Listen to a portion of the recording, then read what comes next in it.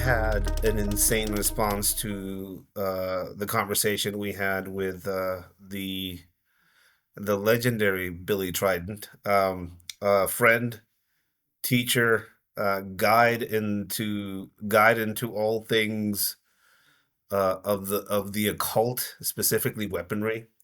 Um, just a very interesting guy. I've many times called upon him to orientate me whenever I see a weird weapon that I've never seen before. Every now and then, law enforcement hires us to kind of look at things that they find, and some of these things are just beyond my capabilities of identifying. And I've always used Billy Trident's Instagram account as a reference book, and I can't tell you how many times I've screen captured things from his Instagram account. I've asked him back to basically take a deep dive on all things related to this side of what he does, because he's a man of many talents and many paths. So Billy, thank you so much for joining us again. Well, thank you. That's another hell of an intro, man. Billy, you have been my my lifeline when it comes to um, asking questions. There are many books out there, and I own a lot of them. Some of them related to weaponry or just obscure self-defense items from the past 200-300 years.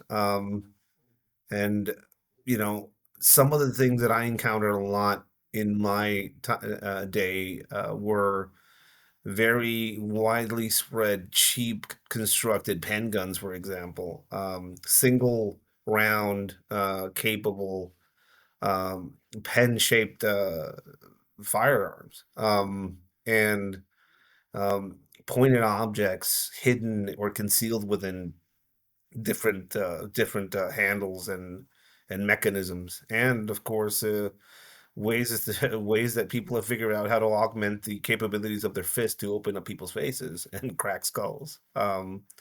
This is kind of a part of the realm that you um, have kind of become a curator and historian. So, the number one, like, where does that come from? Can you speak a little bit about your history with this?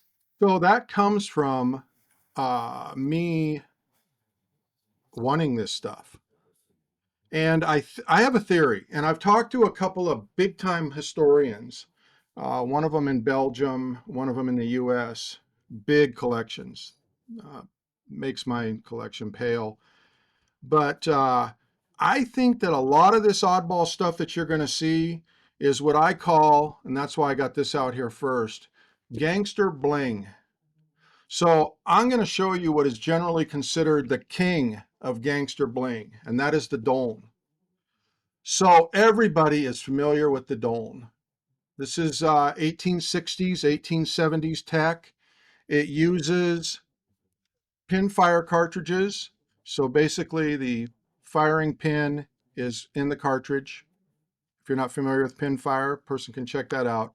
This is 7mm pinfire. These are the original cartridges, by the way, that this was loaded with when I got this. This had been loaded probably since the late 1800s. It's And put away. I have had many of these.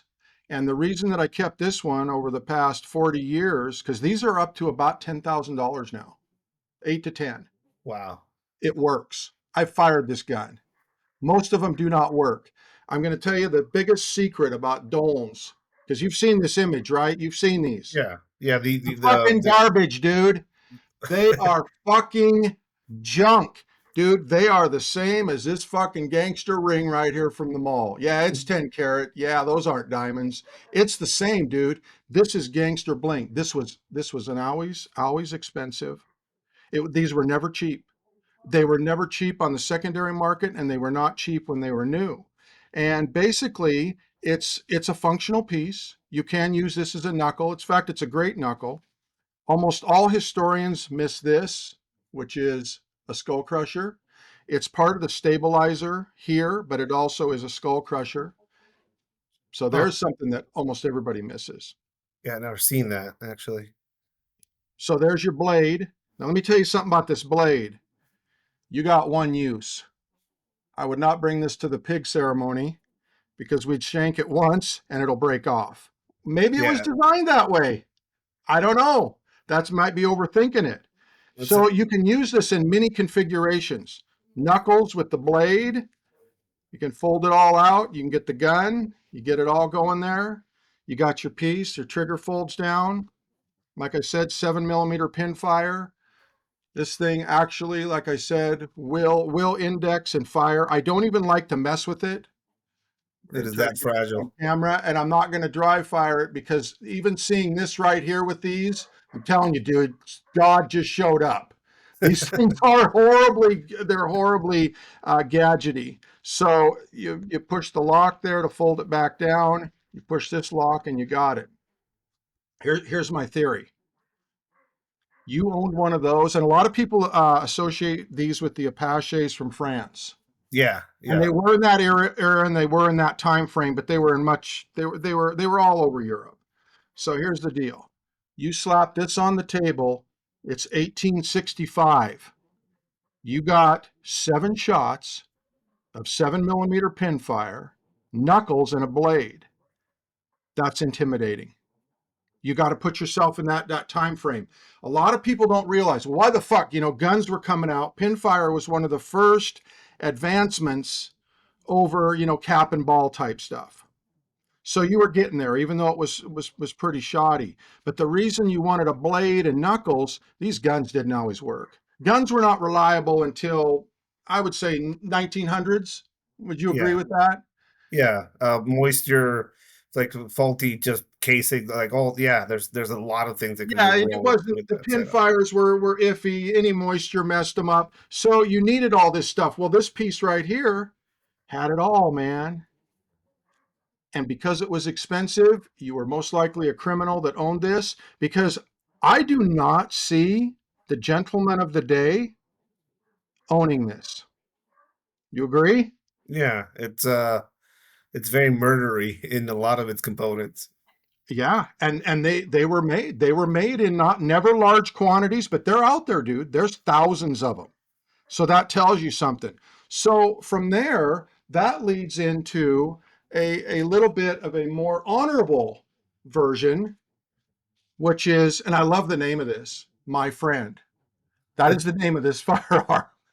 And this was designed by one of my just favorite characters in history, James Reed. And he witnessed the draft riots one night. Are you familiar with that? The draft No, riots? no. Excellent part of history, dude. When you went out in the street and just fucked people up. Only the only people that were being drafted into the Civil War couldn't afford to pay a fee. Okay. Well, that's the poor, as usual. And people were getting a little pissy about it, so they started the draft riots. Well, he was up in an upstairs, a second story, looking down at the draft riots, people killing each other, knifing and clubbing and shooting. And he thought, it might be nice if somebody had a way to send a message before you shot them. So he came up with, and what this is called a knuckler, and this is how it's used.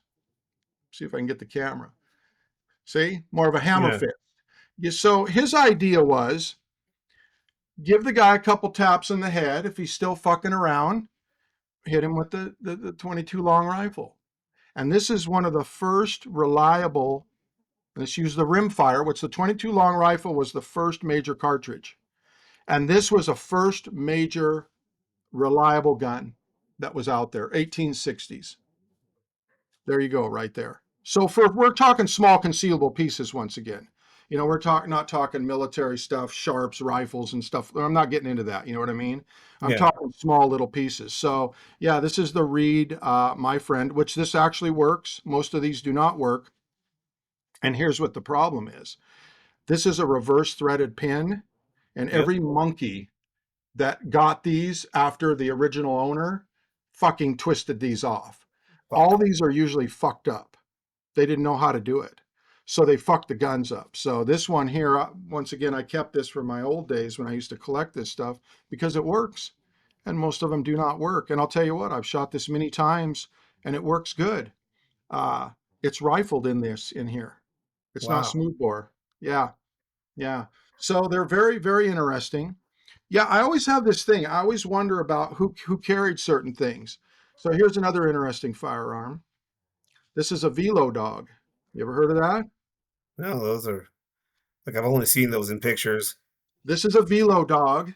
Great. I know you like wheel guns. You get 1.5 fingers on that. It's double action only. This is from the gay 90s, which is, the late 1800s. Which, if you don't know what the gay 90s were, I suggest you look it up, man, because cocaine and heroin were freely flowing. The women's skirts were freely going up. Everybody was packing heat, and bicycles were all the rage. And you know what? Bicycles were a huge source of weaponry, and I'll bet you never knew that. This is what's considered a bicycle gun. And the reason they called it a velo dog, when you're driving your bicycle down the street, back then it was a little different. Dogs were vicious and they were everywhere. You needed to blast the dog. That's what this cartridge was specifically designed for. And it's a very unusual cartridge if you've never seen it. It's a 25 caliber that's very Huh. long. And while they're so rare, the original velo dogs for shooting the dogs, I don't have an original 25 caliber one. This is a 32, and you can see it's a wood bullet. They used wood bullets or composite bullets to shoot the dog. So 2 rounds were loaded with this composite bullet, and then the next rounds were loaded with full metal jacket for humans, because they also were a problem when you were on your bike. So to So warn yeah, chaps, these were bicycle guns. In fact, I think it was Ivor Johnson that made bicycles, and they gave you a free gun if you bought a bike from them. damn, Yeah, those were yeah. the days. Yeah, so you're cruising down the road, man, and you got your piece. There was actually some very exotic guns that you'd pull out of the grip, the bicycle grip when you're riding. The gun Yeah, was in yeah. the grip, and you'd pull the whole grip out, and it was a pepper box, and it had a spike on the end. Very, very rare stuff. I've only seen them in museum pictures, but yeah. So apparently, riding your bike was pretty fucking hazardous. So that leads into weird stuff like this. A lot of people discredit this stuff. These have a That, lot of history. that looks Th- just like that's like an electrical knife. What is that? That's just a small. That's a you could put that in your pocket. I mean, I'd probably like push it to the side if I saw it in a glove box somewhere. Right, right. There you go. And there's one thing about things that I collect, and I'll mention this over and over. I have a thing about things that were used. Now, because something was used doesn't mean it was abused, meaning that a kid got it at one point and beat the shit out of it, or it's all rusty or beat up. I'm talking about stuff with real pocket wear and real Yeah, use. Almost yeah. everything that you see here has real use to it. Somebody carried this and used this, and they used it a lot, because this blade has been sharpened so much that it's lost about a 1/4 inch of its length. It has really been sharpened a lot, and it still functions absolutely great. So how these work, this is the chamber. So this has been fired, but because it's a rim fire, I keep a piece in there. Yep. And how these work is this is the trigger. The trigger drops down. And here's something real interesting about these. Once you set the trigger fully, you have to fire it. There's no Okay. way out. Yeah, once you drop it past this point, it locks the chamber in place and everything in place. So this is called the Huntsman. This is the large size. In the 40s, I think 43, they actually captured 4 German saboteurs that came in on a submarine, and they captured them, and one of the guys had one of these on him. That's a cool piece of I, spy I gear. get it all the time. People, they discredit this shit. They're like, that's a fucking no barrel 22 long rifle. That's garbage. And you know what I tell them? Same thing. Shoot yourself in the leg. Yeah, that's Well, gonna. that's That, fucking crazy, dude. I'm like, you know what? I'm not saying it's a 357 6-inch Magnum. I'm saying shoot yourself in the leg and get back to me on that. There's nothing to it. Now, here's something you'll never see this in your life, dude. And I just got lucky. This was used in a crime. This is the same piece. huh? This was thrown into a pond and sat there for 40 years. Somebody got rid of the evidence after using it on somebody, probably just dropped Yes, it into the which lake. I'm see what I'm saying? Yeah, Everybody says no, nobody used these. So the legitimate use for these was dispatching animals on a trap line. That's what the legitimate use was. The huntsman, the guy would go in, he'd have an animal, and he'd dispatch the animals and stuff. And they probably were used that a lot, but they were also used by gangsters a lot to sting people in the legs and stuff. They'd put a short in them yeah. and what was called a gallery load. You ever heard of that? No, what's a gallery A load? gallery load is the loads that they used to use at the carnival. They're a composite bullet. They used like a resin and iron powder, and they're Okay. kind of a frangible. Now, you don't want to get shot with one, but you're most likely going to live. Well, I'm saying in the leg. I Yeah. wouldn't want to be. But Shot in the face with some of that shit. Yeah. no, no, no, no, no. That would be bad. So that leads us to one of my favorite characters in history. So this is a 50s era pick lock. A lot of people aren't familiar with how the 50s era switchblades worked. They don't pivot like any of this stuff. They don't have this. You literally had to pick the lock up. That's what they're called. So this is an EIG pick lock from the 50s, mid 50s. They call them pre-ban before America passed the laws. These were sold by a gentleman called Saul Eig, EIG. You heard the term Saturday Night Special? Yeah. Saul Eig, I shit you not, Ed, was Mr. Saturday Night Special. Okay. He imported more weapons, more nefarious bullshit into the US than anyone ever. There are many, many articles in the New York Times and stuff you can research about Saul Eig and how hated he was. So Saul brought some very cool stuff into the US, and it was always under suspicious thing. This is another EIG. This is a weapon that he imported. This was originally sold as a tear gas weapon. I've since had it serialized so it can be stamped because these had no serial number on them. So what was very funny about these is they came packed with some bullshit, but it's really a 25 ACP chambering. Oh, fuck. You punch out this bullshit that was in the back, right? And then Yeah, you you load load. your yeah, Yeah. yeah. So this is an EIG piece. Switchblades, this. I don't have one of his saps. He imported saps, everything you can think of. He imported many, many, many firearms from Germany, the zinc cast guns. And there's many guns that can be found today that are have the EIG mark, which, by the way, was a crosshair with EIG in the center of it. Yeah, yeah. So I've found stuff like that in the hands of just criminals or granddad's gun that the yeah, son took to school, and it's like this nickel plated little just just nefarious thing. garbage, just junk. But you know what? Good enough, because you got to remember Hinckley, when he shot Reagan and everybody, he used an RG, which was an EIG gun. A lot of people aren't aware of that.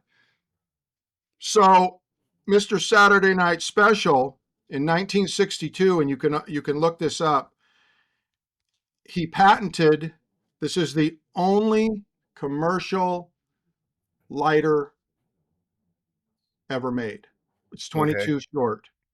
There are none except for this. All the myths, all the things that you see. Now, there are some custom pieces that people have done with Zippos. There Yeah. is only one. There is only one legit one. And he put these out in 62. He imported them in the summer and he was shut down. And this is 1962, dude. You could do what you wanted, pretty much. He was shut down within a few months. They estimate only 50 really got into the country. So, and here's two of them. It took me 50 years to find these. This one is exactly how they came. I got to read this to you. You'll love it. This is a dangerous device if used improperly. Purchase and use at your own risk. Not sold to minors. So, yeah, they're all marked underneath the IG. They got the famous. I don't know if the crosshair will come out there. Where does that, like, can you explain how that works? That lighter? I, I can't explain how it works. Yeah, yeah. Now, and that leads to something that all of this, and what we're going to call them is we're going to call them what they are, even though people may not like it, and that's AOW. Okay, this stuff is all under AOW. It's any other weapon. And I'll explain to you what that means in full here in a second. So how this works is you want to be very careful with it. So this is how you'd fire it. And the timing is absolutely excellent on this. So, and of course it's loaded, but it's not cocked. So there's the mechanism is inside, and I don't really want to show too much, but Yeah, this is literally how you fire it. So a lot of people think this stuff was like a defensive weapon. This is all offensive stuff. And this is more like a booby trap. Okay? This is something you might leave lying around. Maybe somebody that shouldn't be in the area picks it up. You see what I'm saying? yeah, yeah. I mean, if you don't know what you're doing, you would try and strike it to light it, I guess, Yeah, and point. and of And course you use usually like people are, this. yeah, people are pointing at themselves when they're doing that. So that's man trapping tech, I think. It's There. man trapping, which we're going to get into the man trapping a little bit more. This is legitimate man trapping here. So these are great pieces. So here's where the AOW stuff comes in. Here's how the ATF, which when I was a younger person, I used to actually go down and talk to these guys. So back before everybody got fucking freaky, 9/11, Yeah. federal courthouses, man. In the federal courthouse is where the FBI and the ATF live. And believe it or not, in the late 70s and 80s, you could go to the federal courthouse and knock on the door of the ATF, and somebody would fucking open the door and you could go in and talk to them. Huh. This is one of the pamphlets that they used to give out, late 70s, early 80s. This one here is probably from about 79. So what this was is this was a guide to let you know what you shouldn't have. Ithaca auto burglars. You ever shoot one of those? You ever seen Y- those? I've seen. Oh, yeah, yeah. Yeah, they're 20 gauge auto and burglar guns. That's literally what it was. You carried it in your auto and it was for the burglar. They're great fucking, you know. So this explains to you here what any other weapon, classification, any other weapon. And we'll go over that piece right there when we get to this and explain to you how these guys figure this stuff out. So it says basically capable of chambering and firing fixed ammunition, all calibers, can be commercially or homemade, smoothbore or rifled. And here it says that any device capable of chambering and firing any self-contained cartridge, even though the device may destroy itself. Huh. So that comes out of the 50s. And what that is there was a lot of bullshit that people put out with these pens as we get deeper into these pens. So how does this work? What makes this? You've seen these, the life cards? Yeah, yeah. Those fold out like yeah, Why exactly? And that's a very wise thing you just said right there. Fold out. So this is an RJ Braverman pen. Both of these are legal. They're FFL items. They're non-AOW, they're non-NFA tools. And the reason that is because of this. So everything that you see that is sold has, see this 90-degree bend? yeah. If it does not have a 90-degree bend, uh-oh. If it does not have a 90-degree bend, it is an absolute no-no. It is a disguise tool. And it Huh. doesn't matter what it looks like, a flashlight, a lipstick container, a tampon. And I have seen guns disguised in all these aforementioned items. A wrench, a ratchet, the ratchet guns. So that leads us to getting into the crazy stuff because I know you love these pens. Well, this is a I pencil. yeah, it's I think I've seen them used. Um, Like I've seen them basically just somebody walking up to somebody and just seeing like a hammer fist all of a Yeah, sudden produce smoke, and yeah, somebody dropping on the ground after getting one of those in their ear or in their back of their neck. yeah. And they are, I mean, back when I was active, they were. You'd see them in a lot of places. I don't know if somebody was mass producing them out of a small shop Well, somewhere. Mexico, we're talking Mexico, right? Yeah, Dude, yeah, Mexico was a mecca.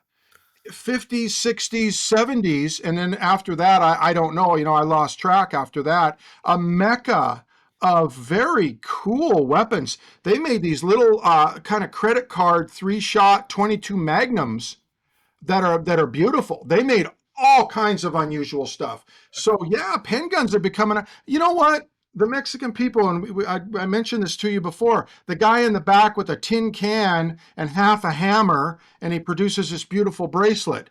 It was a guy that was like, "Hey, these tourists, they want this. yeah. Well, here, can you make that? Hell, I'll make 20 of them." You Mm. know? Yeah, so somebody with a shop somewhere like just started selling these in 22 and 9 mil. Now the 9 Ugh, mils we would see people sometimes they would fail in a yeah, way, so they would see people's hands fucking just get, a little yeah. bit singed. Uh, but the 22s were, I mean, you would think they had a head injury of some sort because they fell, but it was a 22 round somewhere in their, gray matter. Just The that, 90-degree grip. People are used to that shape. They yeah. know that's a gun. They've been seeing that. Everybody alive today knows that shape. They don't know this shape. It's a confusing shape. And that's why in the US they're illegal. In other countries there's different things. I don't know. I suppose in Mexico now they're illegal. I don't think they were illegal in the 50s and 60s They in were not, Mexico. there was nothing to describe them as a weapon or if they even fell into illegality. There was no federal firearms law back then. No, no, no. You guys were much more free. They think America's free, but they don't realize. In fact, in the 60s, and you may or may not are familiar with this, the little 22 long rifle, fully automatic pistols that were made in Mexico that were freely sold. I cannot remember the name of them, but they were a full auto. They were semi or full auto. They had a selector switch, little tiny pistol. Amazing. I mean, you just buzz through 7 rounds like nothing. But yeah, there was no The restrictions. Yeah, the Cubans used to be famous for using stuff like that. Like the intelligence people, they had these small Mexican full auto 20. I know what you're talking about. I remember the name of the company, but like Cubans were like famous for using those for room clearing, basically. Yeah, that's about all it's good for. A room broom, I guess. Yeah, just to spray into a room. So this is a pencil, and this is what would be called a straight up gas gun. So this is 32 S&W, and bankers and people like that would have used something like this. And I think everybody and their dog had one of these. I really do. I think they were much more common than anybody today realizes. So this would have been straight up gas. So this was a bullshit story, the EIG one, sold as a gas gun, actually 25 ACP. And these were taken off early. They told old Saul, look, man, stop. And he did. And he did. And he changed the design of these to where they were a straight up gas gun, which is what this is right here. So this is, and it says pen gun on it, which is interesting because it's not. It is, but it isn't, I guess we could say. So these were the pyrodynamics ones that are the most common that you'll find. And this is when the Treasury Department, this is pre BATF, the Treasury Department said, look, stop making this shit. It's showing up in every kid's hands, and no more way to put a cartridge in it. You know what I mean? No more Yeah, yeah. no more barrels. Make something that is self-contained, which is what these are. So here's the deal with these though. So here's a bunch of different tips for them. So these are all the self-contained tips. for these type of pens. So there was two problems with the idea. And by the way, in 1975, the ATF came in 70. In 1975, the ATF put out a letter, and this is what they said: no more, nothing. I don't give a shit if it's if it's plugged here, if it's got some proprietary tip. I don't care what it is. There will be no more pens, and that's what stopped all the pen devices. So even though these were loaded with CN tear gas, in Yeah. 1969, there's a report. I've actually read this because I'm a nerd like you. I go deep. The Ophthalmology Society put out a report because they were an unbelievable amount of eye injuries from these. So let me tell you the secret to these that few people know today. Yeah, they got a little CN in them, but mostly what they're loaded with is silica sand. Yeah. That'll take an Yeah, eye. That'll pop an eye. yeah, it's like throwing sand in somebody's eyes at 500, 600 feet a second. So yeah, these would fuck your eye up. And it was funny because the companies always said, never shoot them in the face, never shoot them in the face, always lower chest. You know what? Nobody shot anybody in the fucking lower chest with these. So these were very, very popular with females, and they'd hand them out at colleges. They were the pepper spray of the day, really. It's Yeah. what these I could were. see that. Yeah, yeah. So it was kind of crazy, but that leads us to, and we're going to have to go back in time a little bit. That leads us to the Weber. This is the Weber, and this basically started it all. This was patented in 1905 by a guy named Weber, and this is a tiny device. I don't know if it gets across well, but you can see my finger. It's an It's index. this is a Yeah. this is a small device, and this is what's called a squeezer. So how these work is it's very disguised. You, you got it Yeah. right. And this is Yeah. how you keep going and then you'll fire it. This is 32 ACP. And this started the pens. That's where the Yeah. start of the pens came from. So is that is basically you squeeze your hand and it actuates. It's not Well, something how you. these work on a very weird sear system. See how this is going back and compressing the Yeah. spring? You'll Yeah. you'll bring it back to a certain point. The sear will trip and the firing pin will spring forward. You can't see that. I mean, even you could be walking around with an open kind of hand. Yep, It, you won't it you It's won't see that. yeah, it's a punch gun. They used them like a punch. You look like you're punching or moving forward, and you're cocking it as you go in, and then you punch the guy, and he wonders why he's bleeding, and he didn't get up. Man, that's a scary little device. There's basically three versions of these.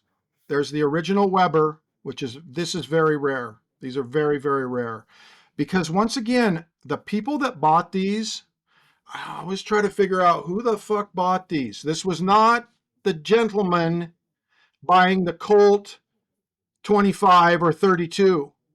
These were unusual. They're unusual today and they were unusual then. This was not grandma going in for self protection. I'm not really sure who bought that stuff. It kind of leads me to stuff like this. This is an early 1900s switchblade made by George Schrade. It's a swing guard. It's a big knife. Yeah, Who the fuck bought this shit? This was not the dude. This was not the guy, with the little pocket knife that was so common. I really do wonder about this kind of stuff when I see it. And this knife has been used once again, but it's got wear, it's been sharpened. Whoever had most of this stuff, they took care of it, but they used it. And that leads me to one of my favorite pieces, the Crybaby. So this is a second gen of this. And then there's a third gen that was made in the 70s. You're going to be like, I don't believe it. It's a little bit larger than this. 357 Magnum. The guy came up with this. He kind of resurrected this. He presented it to the ATF. The Technical Services Division said, no fucking way. Yeah, we know it's the 70s. It ain't going to happen, buddy. So he put a little grip on it, a 90-degree grip, which made it stupid. Nobody wanted that. But there's a guy that made the powerhouse. And there was famous things of him shooting it and stuff and everything. And I don't know, man. I don't know. But there is a 357 version of that. This one right here is 32 ACP, and it's got a nice long tube. 32 ACP likes a little tube. You know, C-Camps, they got a pretty short tube. This has got a nice tube. So whoever owned this, you can see the wear on this. Yeah. Beautiful. This was carried a lot. And let me tell you something else about this. This was shot a lot. And that scares me because this is a punch gun once again. See how that works? Yeah. You bring that in, you punch, you fire. Um, I don't know, man. Yeah, that's something you walk down the street with in your hand. I mean, that's something you're not carrying that in a pouch. You're like, I'm gonna walk somewhere pretty dangerous, so I'm gonna have that in my hand already. That's Yeah. what that would kind of fit into. Yeah, these are this is the only one I've ever seen in my whole life. There are a couple images in books, but this is it. That's it right there. That is a very, very, very rare piece. Here's an interesting piece. This is a Federal Labs. This is a 410. These, I believe, and many other people believe, are the pens that are listed in the OSS inventory. So there's a lot of bullshit with the OSS about knives and tools and stuff. There is an inventory list for them, and they Like a do list a gas gun.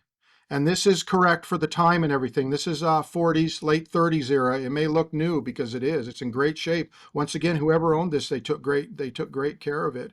So these are cool how these work. This is called a ball bearing release. So I want to make sure you can get this on camera. So you pull the back. You see that bearing come up? yeah. Yep. So I do want to check this. I do try to maintain some safety, but I am kind of a goofball. So yeah, I know all the people that are talking about trigger control and shit and everything. Dude, let me tell you what. There's no fucking trigger control with this shit. Either you know what you're fucking doing or you're not. So basically, this ball bearing, when you touch that, Yeah. fires the piece. It's like So it turns into like a button, basically. yeah, I guess you could call it a button. Yep. There it Yep. goes. Yeah, Yeah. I get it. I Yeah. get it. So that's part of the problem with these too. When these things were basically came under the NFA in 34, they were criminally used, but there was a bigger problem, and it was that people are fucking stupid. Now, I don't want to insult anybody, but there may be the fucking greatest guy at the range with his Glock and his red dot, and he knows everything, and he can fucking 10 yards, shoot the eyes out of a squirrel, and he knows what it is. If I hand him this, he's going to shoot himself in the leg. And even what I'm saying is people that knew how to handle firearms then, dude, there's no safety. It's weird. It's Yeah, yeah. not a gun. It's bizarre. Pull this back, push that, twist this. It's It intu makes no sense. it's intuitive. I mean, there's no way of like really aiming that. It has to. Point Yeah. shoot, Yeah.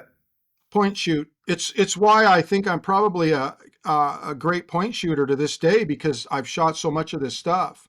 So this is another version of this. This is a tiny little thing, dude. This thing is very, very small.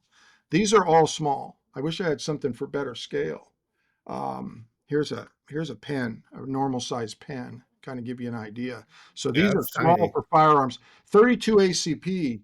The problem with this stuff is you got your safety notch right there, but these can inertia fire. Another problem. Once again, the people that aren't used to these, they don't realize how dangerous these things really are. So if you do not have this in the notch, and even if you do, if you drop this, it'll inertia fire. It'll It'll slam go back. off. Yeah. And you just Yep. better hope it's not pointed towards you. So I love this thing, man. It is so small. I've shot this a lot. It works great in 32. 32 is a good caliber for these. It doesn't tear your hands up too bad. So there's some interesting pens there. Now, Billy, like when you kind of research some of these, like finding actual cases of these being utilized are, I mean, they're hard. I would imagine one it's hard to detect that something like that was used. But like, have you seen any like history of these actually being utilized, like case studies, like pen Yeah, guns? lots, lots. And when you do, like, where are people aiming with these things? It's contact. It's Contact shots. contact, and then the CIA, their training thing with the Stinger. I don't have a Stinger. I did have an SSS Stinger, which is the I had a Cobra one. I never had an actual CIA one. They actually did have them, and then Cobra copied them. I don't know if you ever seen them. They're a little thing. A lot of people said they shoved them up their rear ends and stuff. I don't know about that, but they had a sealed. The front of them was sealed over and stuff. You know, you could shoot them more than once, but they came sealed. They were a kind of a sealed system, but they were dangerous too. You could inertia fire could do that. But anyway, they trained you to shoot behind the back of the ear, come Yeah, around the back, hand over the mouth, behind the back of the ear, right there. You know that point? yeah, yeah. Right. That was kind of how they said to be done. Now I knew a guy that was in the OSS in Burma, and I asked him. This is in the early '80s because I was fascinated by the Stingers, their pen guns. I don't have one of those either. They're extremely rare, and those were cool too. Once you cocked it, you were locked in like that other gun. You had to fire it. So I said, dude, what did you guys do with those? He said, what we did with them in Burma, he said, is there was so much thievery in our little bungalows. He said, I just cock one and put it in the drawer. But I used them as a burglar alarm. I said, you ever use one operationally? He said, what do you think? I said, no. No, man. If you got fucking explosive charges and shit you got to set, I don't think you're fucking around with a pen gun. He said, no. No, man. He said, but they were a good burglar alarm. They'd sting the person. And then Yeah, there's also a case history of a guy that used these. The anarchists were operating in the late 20s and 30s that used a modified version of this Sledgley right here, which is absolutely my favorite. This is my favorite of everything we've seen. This is 44 Special, dude. Today you call it 44 Magnum. wow. This That is is this is a mini shotgun. That's what this is. This is a very, very powerful deal. And he was modifying these as the initiator for an explosive charge. So, which is pretty cool because you can cock these back and you can remove this pin and put a cotter pin in there and use it to pull it out to fire it, which is pretty interesting that you can modify them. You can also modify. They did it in Vietnam a lot. This version too, because they use these for the flare pins. As a matter of fact, they still use these today. The military, it's never been any better. They still use these as their flare pens today, the same pyrodynamics design from the early 60s.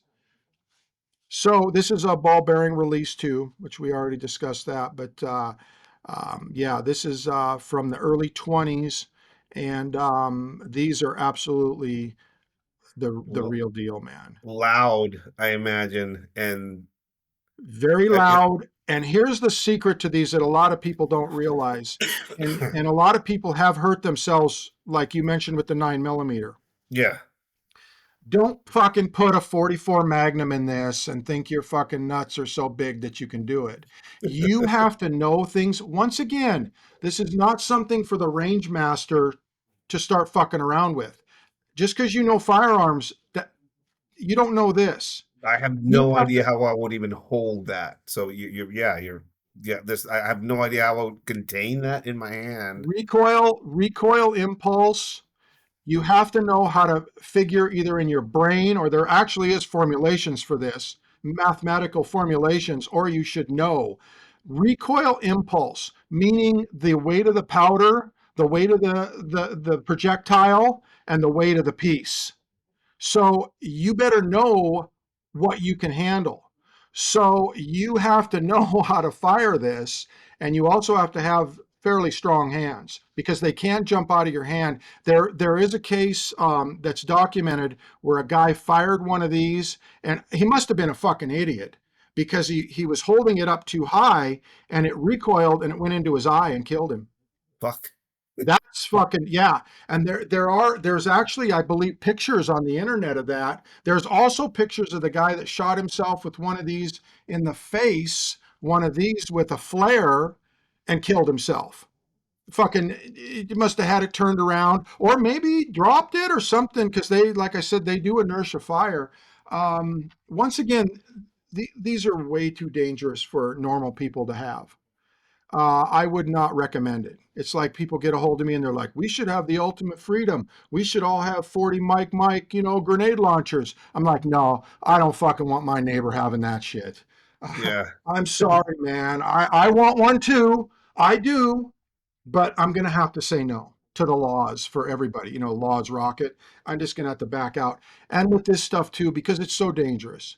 Not only that, a child could pick this up easily if you fucking got drunk and forgot it was on your, you yeah. know, It's a thing that can be easily lost, easily misplaced in a pocket where it's not supposed to be, yeah, dropped, yeah, and there.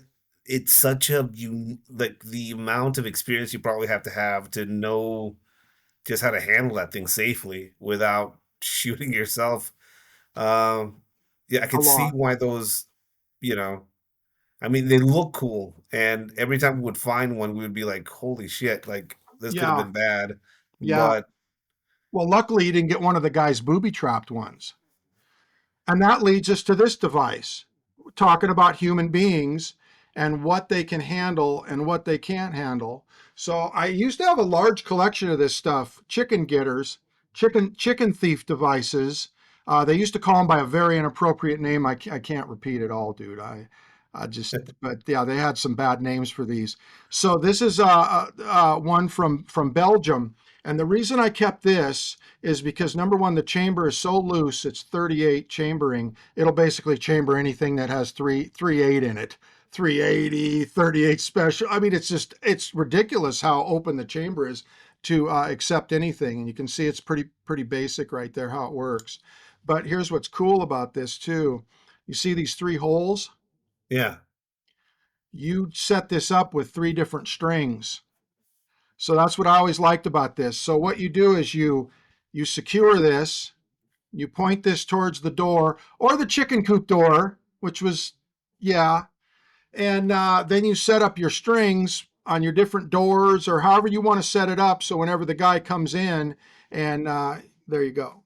yeah, So these were also alarm guns, which means that you could load them with a blank so that if you didn't want to shoot the guy, you could go out and shoot him, after yeah, he set out the alarm, which is kind of redundant. I think I'd have just put the cartridge in it. But there was a huge variety of these. And what happened to this stuff is in the early 1900s, and it's all going to relate back to humans at every point, dude. It's all going to come back to that. People can't handle too much freedom. So what happens is you could go to the hardware store and buy this device. You hook it up in your chicken coop. You're going to get that son of a bitch that's been stealing them chickens, which was probably the fucking chihuahua down the street anyway. But you're going to get that fucker that's stealing those chickens. And the next morning, because you drank too much rum, your daughter comes in and she's like, "I need to get the chickens, Dad. Go get the chicken eggs." Yeah. And you blasted your daughter. And that's yeah, what fucking happened. Or you went out there half in the bag and you blasted yourself. And most man trapping devices, they caught the person that was setting them.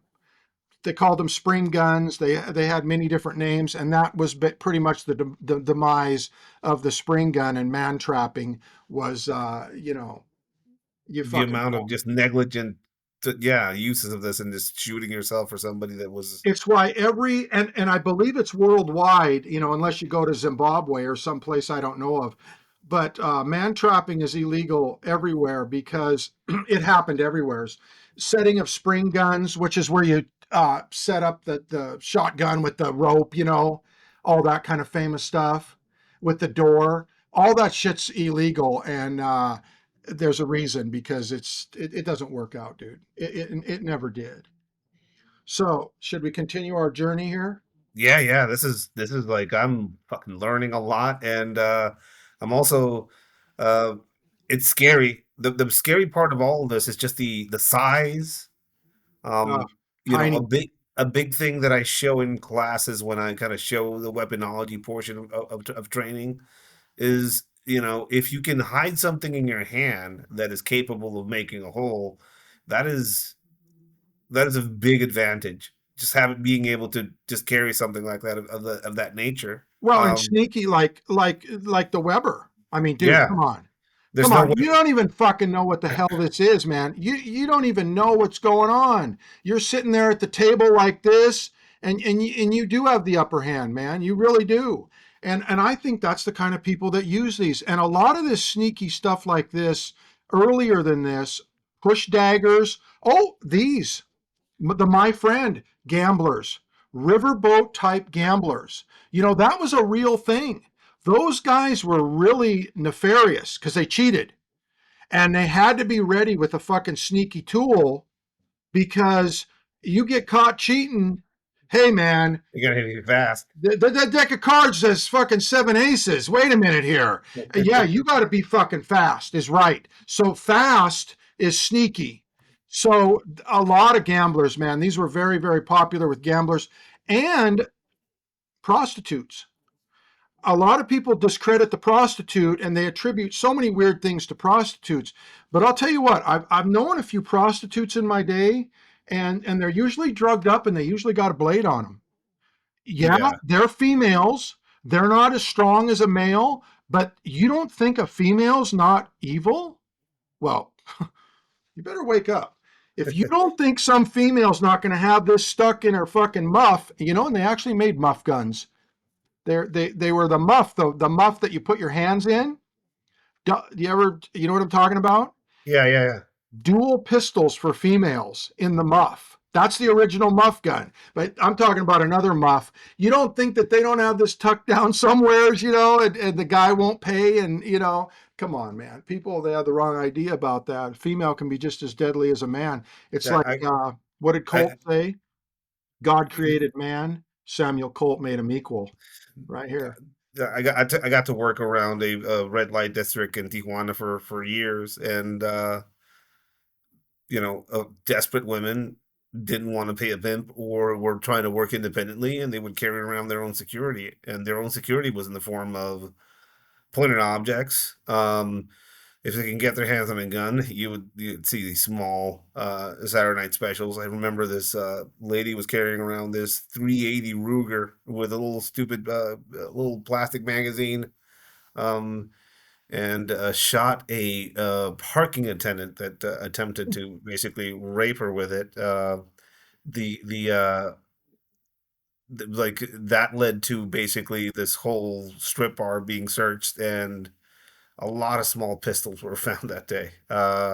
This was right after a murder, like a very high level murder of one of the girls that worked there. So like they armed themselves because nobody's gonna watch out for them. How about the razor blade thing? You ever encounter that in a Yeah, mouth?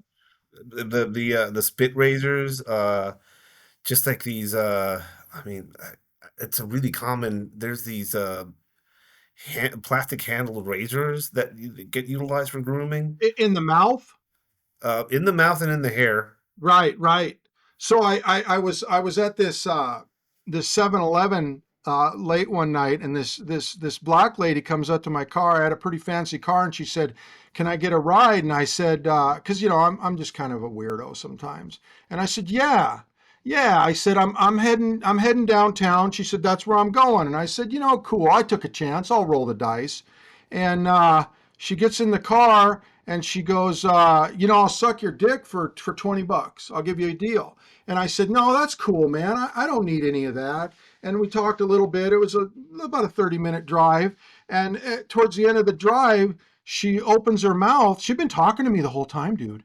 She Yeah, opens her mouth and she said, "Yeah, I was just waiting for you to make a mistake." And she showed me that razor blade. And I was like, "That's fucking impressive." yeah, she was gonna Where swipe the you. fuck was that? That's the first time I ever seen that. And I was like, wow. And she goes, "Well, you're a good guy." She goes, but I was ready. I was like, she goes, "I know you had that gun between your legs too." And I was like, Jesus, you're never the smartest person in the room, you know. But yeah, yeah, people. So here's where we went up in scale a little bit. So this is a detective, uh, Billy. It's a club, and it's a 20 gauge. Okay, that's So like that is a bit, what's that? Detective? So that was marketed for. detectives. Yeah, yeah. So small, discreet little billy club that could also shoot out of the. Yeah, so that's this is one of my favorite Buchheimer saps, which is also a midget, which is also the name of this. Apparently, that was a popular thing. I don't know if you ever seen the midgets. This is the smallest one they made, and some probably detective carried this quite a bit. It's got some use on it, but it's not abused. But yeah, these small detective, because he's playing clothes. And Yeah. right, right. So he wants the little thing. So these are interesting what these used. These used atom sight. You ever heard of that? No, no. What's Adam's site? Atom sight, everybody assumes this stuff shot tear gas, and some of it did. Most of this early stuff from the 30s, atom sight, vomit gas. Vomit gas. Yeah, it's an Oh, arsenic based World War I trench gas that can be fired and atomized, and suddenly you find yourself shitting your pants and puking and you're fucked up. And here's what's interesting about it: you're fucked up for 24 to 36 hours. It shit. ain't no wash your eyes out with milk and hope that you get past it in an hour or two. It fucked you up, and I think that was the ultimate demise of it. As you and I both know, anytime you deploy stuff like this, even pepper spray, blowback can be a problem, and Yeah, you probably didn't want to get fucking. What are you both laying on the ground, shitting your pants, because the wind changed. yeah, Um, Famous with strike breakers, special agents, which were like the railroad dicks that basically were out on the rails, and they basically told them, if you find any hobos, hopefully you won't find them in the morning, you know. yeah. And the strike breakers, do you know about those guys? No, no, Okay, so the unions hired what was called strike breakers, and there would be strikes in the 30s when the unions started going, 40s, pre World War II, and they would hire a bunch of thugs to go in and basically start a fight. So, how it worked was you got the guys on the picket line, and you got some guy that goes up to you while you're picketing because you're like, well, I want to make more than 50 cents an hour. I've been fucking working, 24 hours a day. I should have got more than 50 cents. You know what I mean? So yeah, they're yeah, striking, and the guy comes up to you and he's like, I fucked your mother last night, and just a bunch of real crude stuff. You know what I mean? To get a rise out of you, once you throw that punch, they all fucking jumped in. So there may be 20 guys that were strike breakers, and they were famous for using, these gas guns, for using brass knuckles. A trick that they used a lot. If you ever see an early cast iron pair of knuckles that has red paint on it, grab it because it's a rare piece. So what they would do is they would paint their knuckles, their iron knuckles, their brass knuckles, red, a toned down red, because when you're in a fight with a bunch of people, your knuckles are bleeding. It blends in. It don't look like it. It confuses people. They think you're just got a bloody fist and you're smacking them with knuckles. So that was a famous strike breaker thing, the old red oh, knuckles. But yeah, they used a lot of dirty tricks like this and stuff. And strike breakers is an interesting thing. They were basically hired thugs. They were just dudes that wanted to go out and for, $10 or whatever, just bust some heads up. I know we're both ninjas, so we're into unusual weapons, right? Now I bought these new in the 80s. oh, Uh, I've seen those in like magazines that I could never order because I was in Mexico. Like this, yeah, it's is that a fold out yeah, shuriken? there's a movie, and I can't remember which one it is, but you could research it. This is interesting how humans are. A movie came out, and in the movie, in one of the props, the main ninja pulls this star out, and he unfolds it. Dude, So that's fucking so people made cool. it real. And they Yeah. not only made it real, they made it fucking insane. Because you just can't have it real. You got to have it super real. So somebody figured out this locking mechanism, this whole fucking thing. And of course, I had to buy these because what Yeah, ninja wouldn't have folding stars? that those are completely cool, but I think they'd be pretty hard thing to manipulate on the fly to Well, throw here's at what I tell somebody. people about this stuff all the time. Wait, wait a minute. I got my star. Wait, hang on. I got to get it going. Just wait, and we'll get. Okay, well, I'm ready. We can fight now. It's like I need you to wait for me to get my fucking weapon ready. They're Yeah, cool though. They're cool. They're just whenever I see any sort of weapon that has a bunk like it has to fold out, actuate, or deploy, I'm like, wait, so that means more time. it's silly stuff, dude. It's silly stuff. Which towards the end, I'll explain to you what the coolest non AOW weapon that beats all these pen guns and all this fucking hokey bullshit that you can find easily and get. And I always tell people this when they ask me. So it's not this, by the way. So I bought this in the 80s. And are you familiar with the onion field? The story No, of no. Okay, you should learn that, Ed, for sure. The onion field, and I believe Joseph Wambaugh wrote a book called The Onion Field. He wrote a story about it. It's the famous killing of a couple police officers in an onion field. And it started a whole thing with the police carrying undercover weapons, a backup to the backup to the backup, which I believe, I don't know what the current state is today, but I can tell you up till the 80s, they were still doing it. The guy had the fucking main sidearm. He had the fucking throwdown or, the backup on his ankle. He had the C camp in the fucking small of his back. He had the blade behind the holster. You know what I mean? It just, Yeah, yeah. This the this backup to the backup to the backup. it's Onion a stuff. it's a paranoia that they get one of you in a very hard way, and then the trauma is that like they're not gonna get me like that, so let me hide something on my person. Well, here's You what know, happened in the onion field. Two hardcore criminals got pulled over by a policeman on a lonely highway by two policemen. Actually, I think they were state patrol, and they disarmed them, and of course they killed them. But if they had had a backup weapon, it's generally accepted that they could have made it out because these guys were psychopaths. So they toyed with them, get on your knees, lick my boot cop, shit like that, which is great because it buys you a lot of time if you can get out of it. But they didn't have anything. They had nothing. So they they just were have the actually yeah. killed with their own sidearms.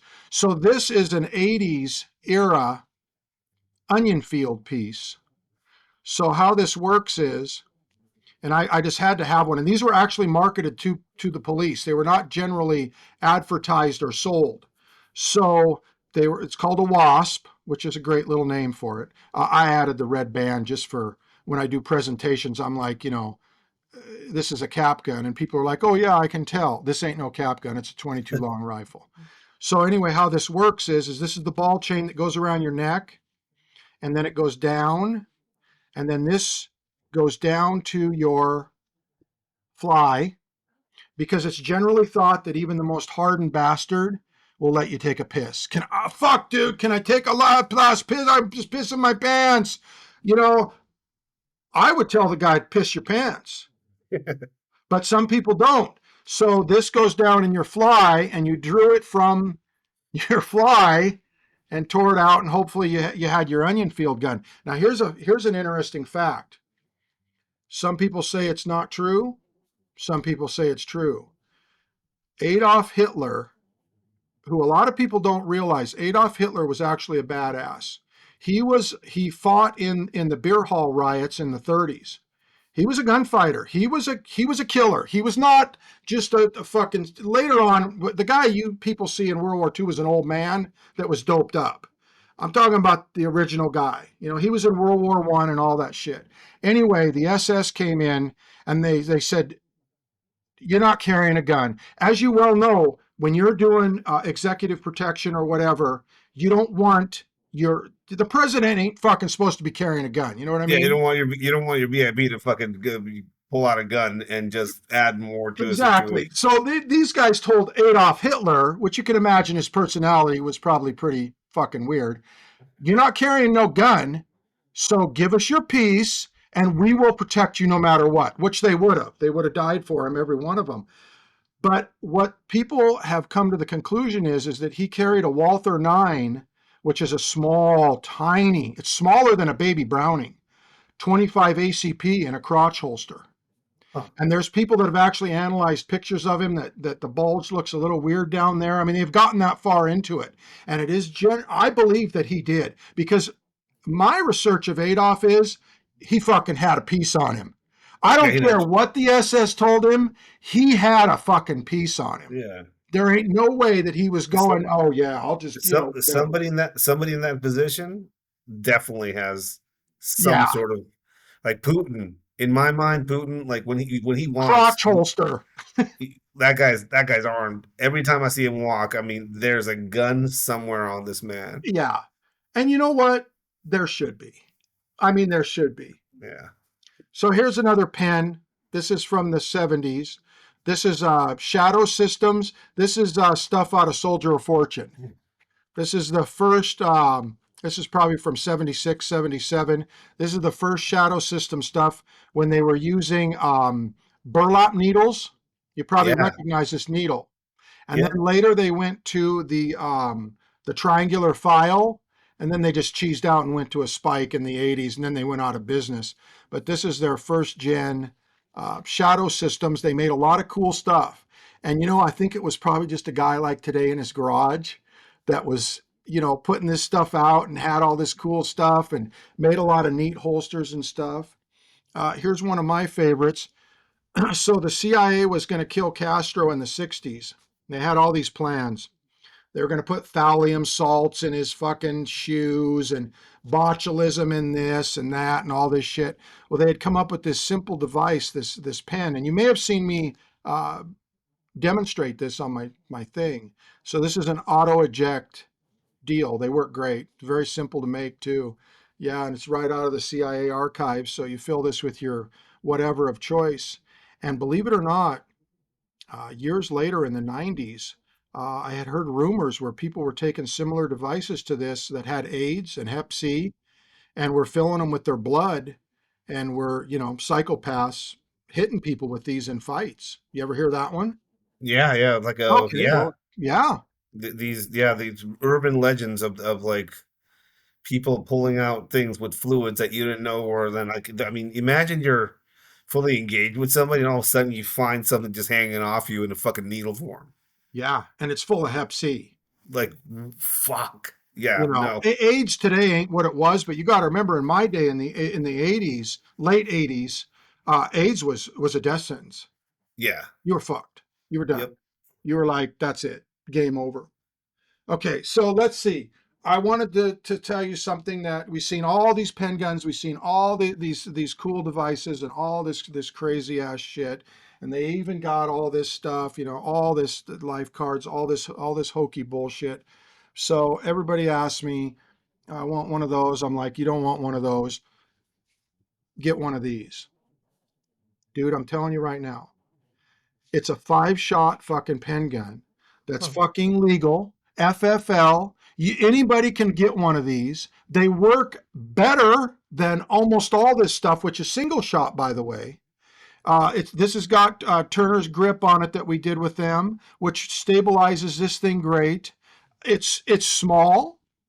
I mean, it's It's not as absurdly, yeah. small, Yeah, but that that is palm index over, yeah, you're not going to see except for the that. Turner grip, which is because you need to be able to shoot it. But if it had the regular grip on it, you can still get it in there if you really want to tuck it in.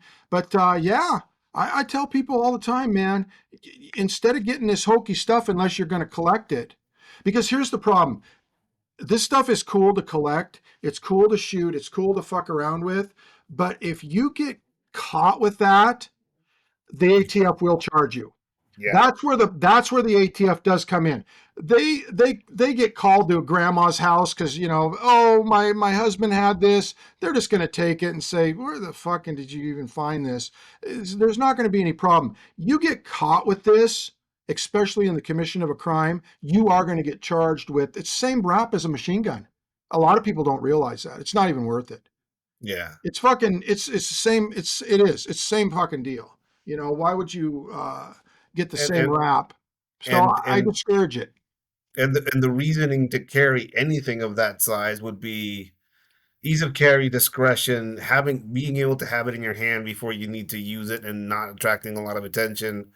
And not it's not the best option, but it's an interesting option in places where you can't have a lot of things on you. You can So carry this in your pocket.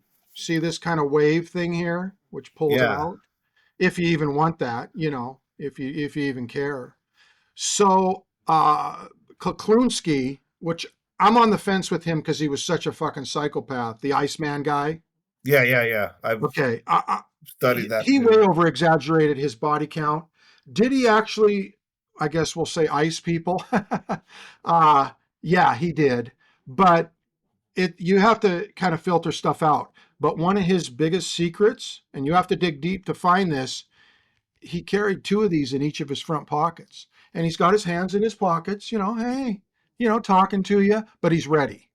Yeah, So you can be ready. You can look like you just have your hands in your pockets and whatnot, or you can palm it like you were saying. And you don't have the same legality issues with any of this stuff, And I would recommend this over anything. Now, if you want to collect something, yeah, I mean this shit's cool.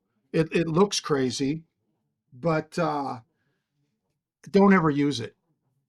Don't use it, because another thing is you get an adrenaline dump and you're trying to fucking fuck around with this thing. Oh shit, and you shoot your own hand. And yeah, I yeah, mean you got to be really on point to deal with that stuff. Speaking of on point, I mean we got to discuss the old guard father, huh? yeah. Look at that. I mean, that is going all the way through your torso into and through your heart easily. That is certain death. And they're good. They're solid. They're not a joke. No, I used to throw no. one of these back when they weren't $1,000, which is ridiculous, but it's true.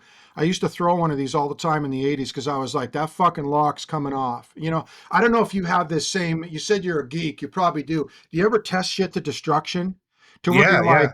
okay, you get it then. You're like, Anybody this hardened steel thing is not going to make it. But a lot of people don't realize, and I don't want to go too deep. Most tissue's pretty soft, and trust me. But yeah, anyway, I had to, throw it at trees, but I never got the lock to shear. I never did. yeah, So these things are the real deal. They're hardened steel. Um, they actually work really well. Here's a very, very, very, very rare version. Have you ever heard of GG&G? They make all the parts for ARs. yeah. They Yeah, once yeah, made I've heard a pen. about that company. They they made this. This Huh, is a GG&G. There's their logo. huh, You had to have credentials to buy these, which is kind of bullshit, but they were probably covering their own ass. It's got a very interesting tip on it. Chisel tip. huh, Titanium chisel tip. It's made in the style of all the Chinese ones now, except for the Chinese ones are kind of cheap. They can shear here at the barrel. This one, no. This is well made. So the history of these is very interesting. You're familiar with the Chinese ones, right? yeah, yeah, yeah, yeah. They show up at classes sometimes. I know you're an old timer and you've been around in the EDC world a lot, so you'll get this. Do you remember SWAT knives Yeah, yeah, I out do. of Arizona? Yes. SWAT Knives was the original designer of this form where they Huh, took the Guardfather and they brought this down. The original design dude fired the spike out. It used a nail gun blank and fired the spike out as kind of like a true ballistic weapon. They sent it to the ATF for approval, and the ATF said no. yeah, fuck that. No, not even as an AOW, just no. It doesn't matter. So SWAT went back in and redesigned it as this spike. And the original SWAT ones were all black. If you go back on Blade forums, you can still see people discussing, or not today, but you can still find the posts of people discussing the original SWAT pieces and how to tell the original black ones from the Chinese ones that started coming in and everything. Yeah, I don't know who was running SWAT knives, but they were cool. I sent them a few emails, but I never got anything back. because I wanted to buy one of their prototypes. Because a guy that kind of knew them out of Arizona, he said that there was multiple prototypes made, but they never. I probably was like, yeah, I want to buy your prototype, illegal gun, and you know, but no. So yeah, there's some great history on that. Um, I don't know what else, man. The when it comes to a lot of this type of stuff, again, the whole you just want it because it's cool looking or it's iconic, that like that famous Apache knife, the first thing it was shown us. What I'm sure a lot of people have seen that online, and that thing looks badass. But I could tell that Oh, there's a lot of moving parts to that, and you know, I, like when you see all of this, I mean, every now and then I will get something from a antique place, or somebody will gift me something. I collect, weaponry. I like things with a history. I have a few like hidden Japanese blades. I have one that's inside of a fan, or and uh, as you know, you can tell a user. I mean, yeah, somebody that used something for some suspicious activity over something that was beat up. Like I said, I've seen a lot of saps that were beat to shit by kids. You can just tell between the way that the look is of them, and like this here, like I said, that fucker was loaded. yeah. Somebody What? stored it. It had been in a family forever, and they probably just left it loaded. And I'm thinking, what the fuck? Because you could Wow. see where the corrosion around the lead had left the corrosion on the inside of the cylinder. That takes decades. I'm thinking, the fuck lived what? When the dude died, they just put it away and they You never see unloaded it. you see that wavy pattern blade on a lot of things, from Italian stilettos to some of the Hindu made daggers Yeah. and knives that you see in some Supposedly history the books. the wave creates better cuts. Is that true? I mean, that's something I've heard, but like stabbing animal carcasses and just seeing these stab people in the past, it seems more of a visual thing, because I Right. haven't really seen it do more damage or not. Maybe with something big like a Chris sword going across a body, that might have more And bite that into could be it. what it's based on. Or if you've actually seen the Chris swords, which I'm sure you have, they're very exaggerated.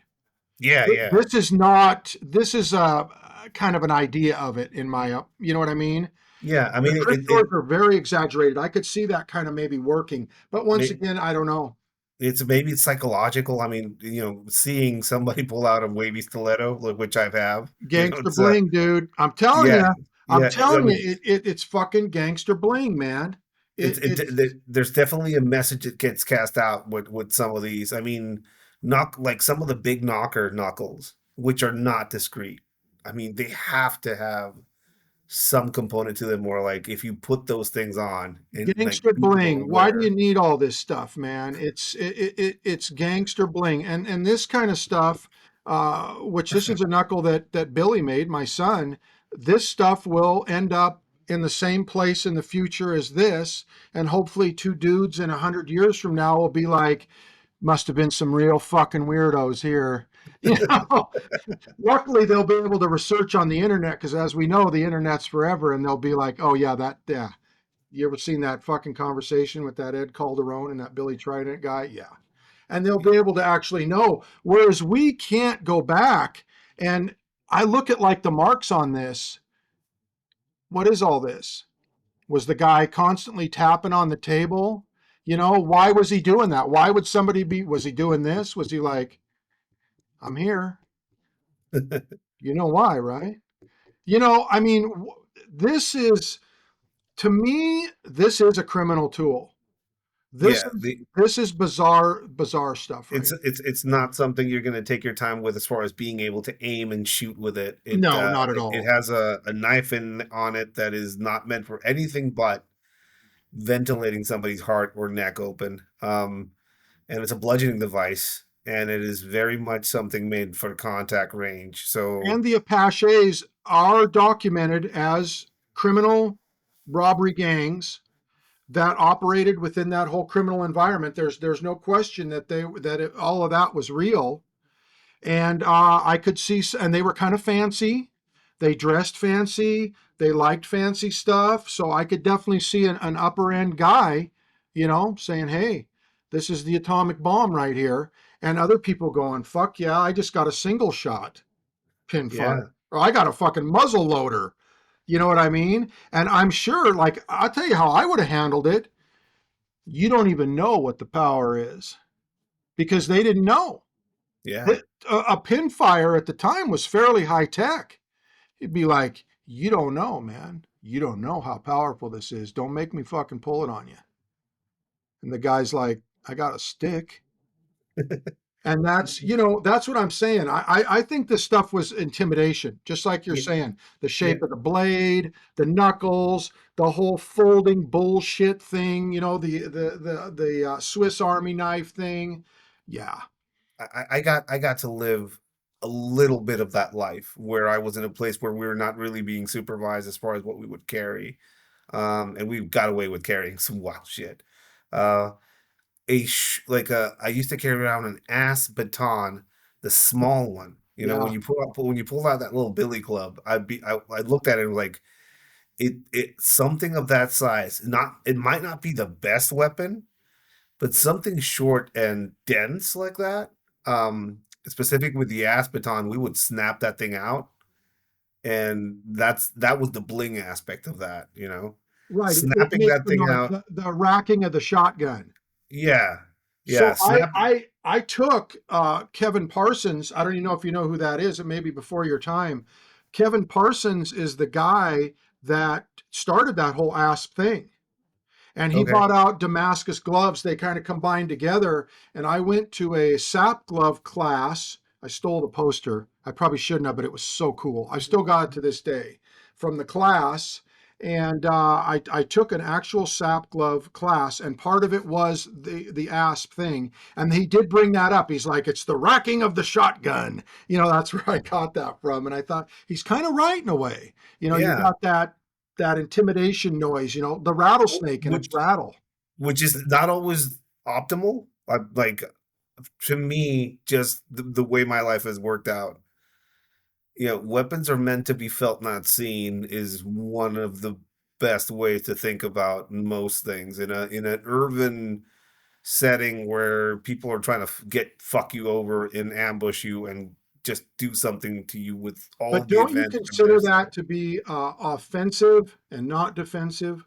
Yeah, well, I think the best defensive action you can take is being offensive.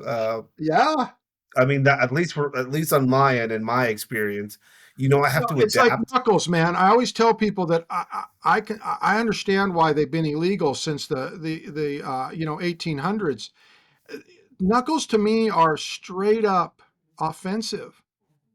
So, It's like the yes, stars. Wait a minute, Ed. Hold on. I got to put this on and then we'll fucking fight. No way. You already got it on. It's in your pocket, the strike breakers, and then you're smacking the guy. You pre planned it, you premeditated it. yeah, Knuckles. I mean, I've seen them come out.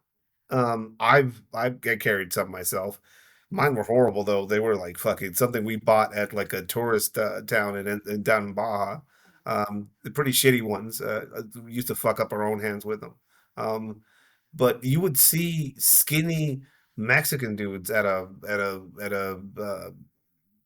bullfighting event somewhere, put their hands in their pockets, and then you would hear the sound of a coconut hitting the ground, almost like a clunk, and tuck, tuck, and you would see their hands, and you would see they have like knuckles on.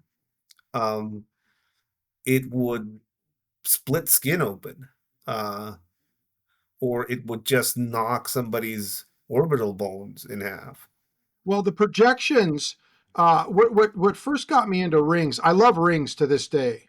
Not just for their jewelry quality, but also I seen a very early fight, and a guy had a class ring on, and he Yeah, punched a guy, and it hit it hit kind of where his eyebrow was, and it fucking opened it up, dude, and it went down into his eye, and he was able to win the fight because of that. And I always thought, rings, They're Yeah. so simple, but if they're even well designed, they can definitely buy you that time.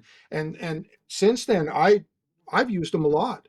I have used rings a lot. I started with the biker stuff and slowly worked my way into finding a ring that actually was going to work, that wasn't going to totally mess my hand up, that had enough surface area, because it's always a give and take. You are putting a lot of pressure on a small little bone.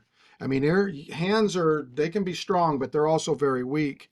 But they will open up that skin. The skin is fragile on the face, as you know, so you can open that up pretty good. And you open up some above the eyes, and you start getting blood in the eyes, you got the guy. I mean, Yeah. you're fucked. You don't want blood in your eyes, man. At least I No. don't. Yeah. So I like rings, and then from there, I don't. I should have brought it out. I came up with that Talon one, which was a cutting tool that you could still close your fist and punch, but yet it wasn't a punching ring. It was designed as a cutting tool, and I actually used that twice. And the first time we were downtown, a bunch of us, we were all fucking around, and this guy was loaded, and he came up, and he was out. He was like, oh, he was just being an asshole, and he threw this half-ass kick at me, and I just sidestepped and grabbed it, and he pulled his leg back, and that fucking ring cut his pants all the way Oh, down, and he was like, "What the fuck?" And my friends were like, "Oh yeah, him and his gadgets." But I was like, "Wow, that worked." And the yeah. other time I was in a club, it was really crowded, and a guy fucking came at me at the front and he got me, he was choking me, and I got him around the back of the neck, and I thought, I'm just going to do it, man. I don't care about the charge.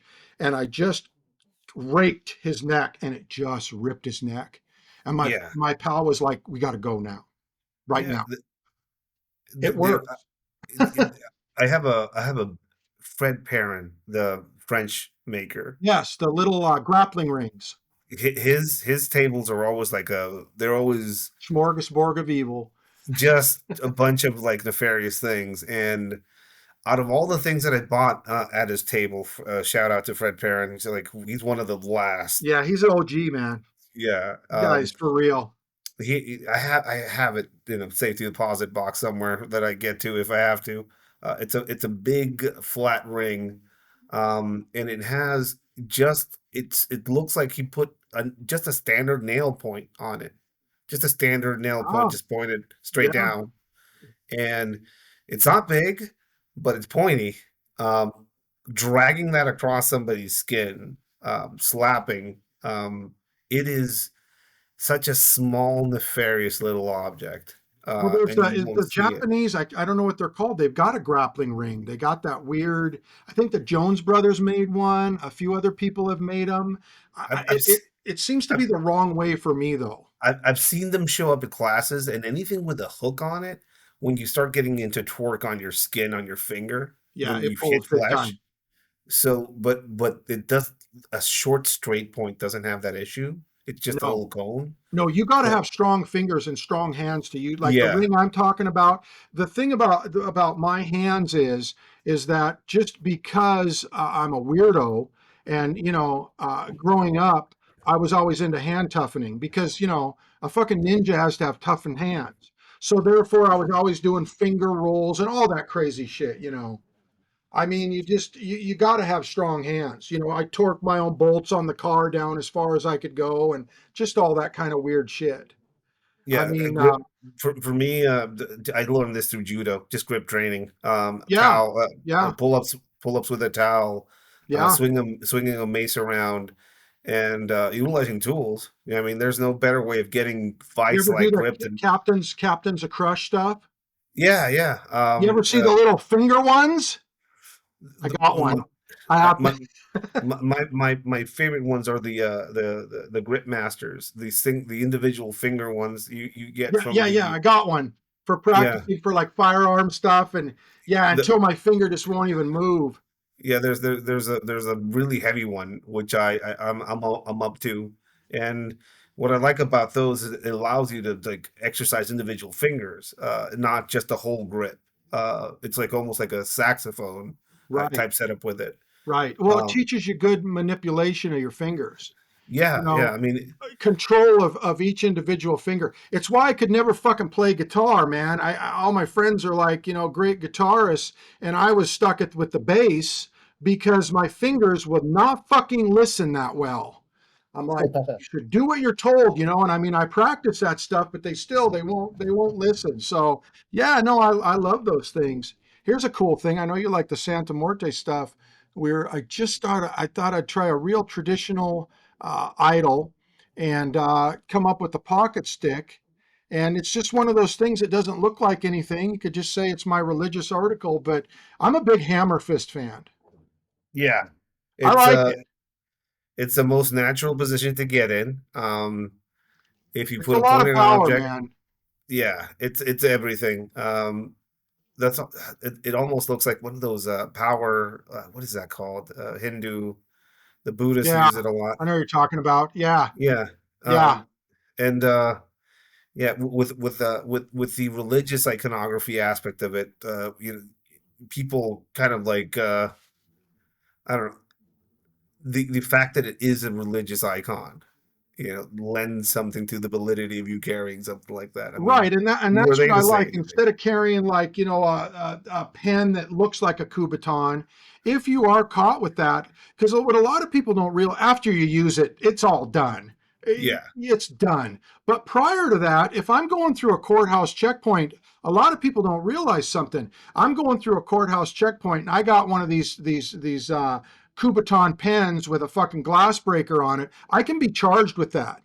They can say, hey, I mean, people think everybody's stupid, but they're not. Hey, this is a fucking Kubotan. You see that sign right there that says no Kubotans?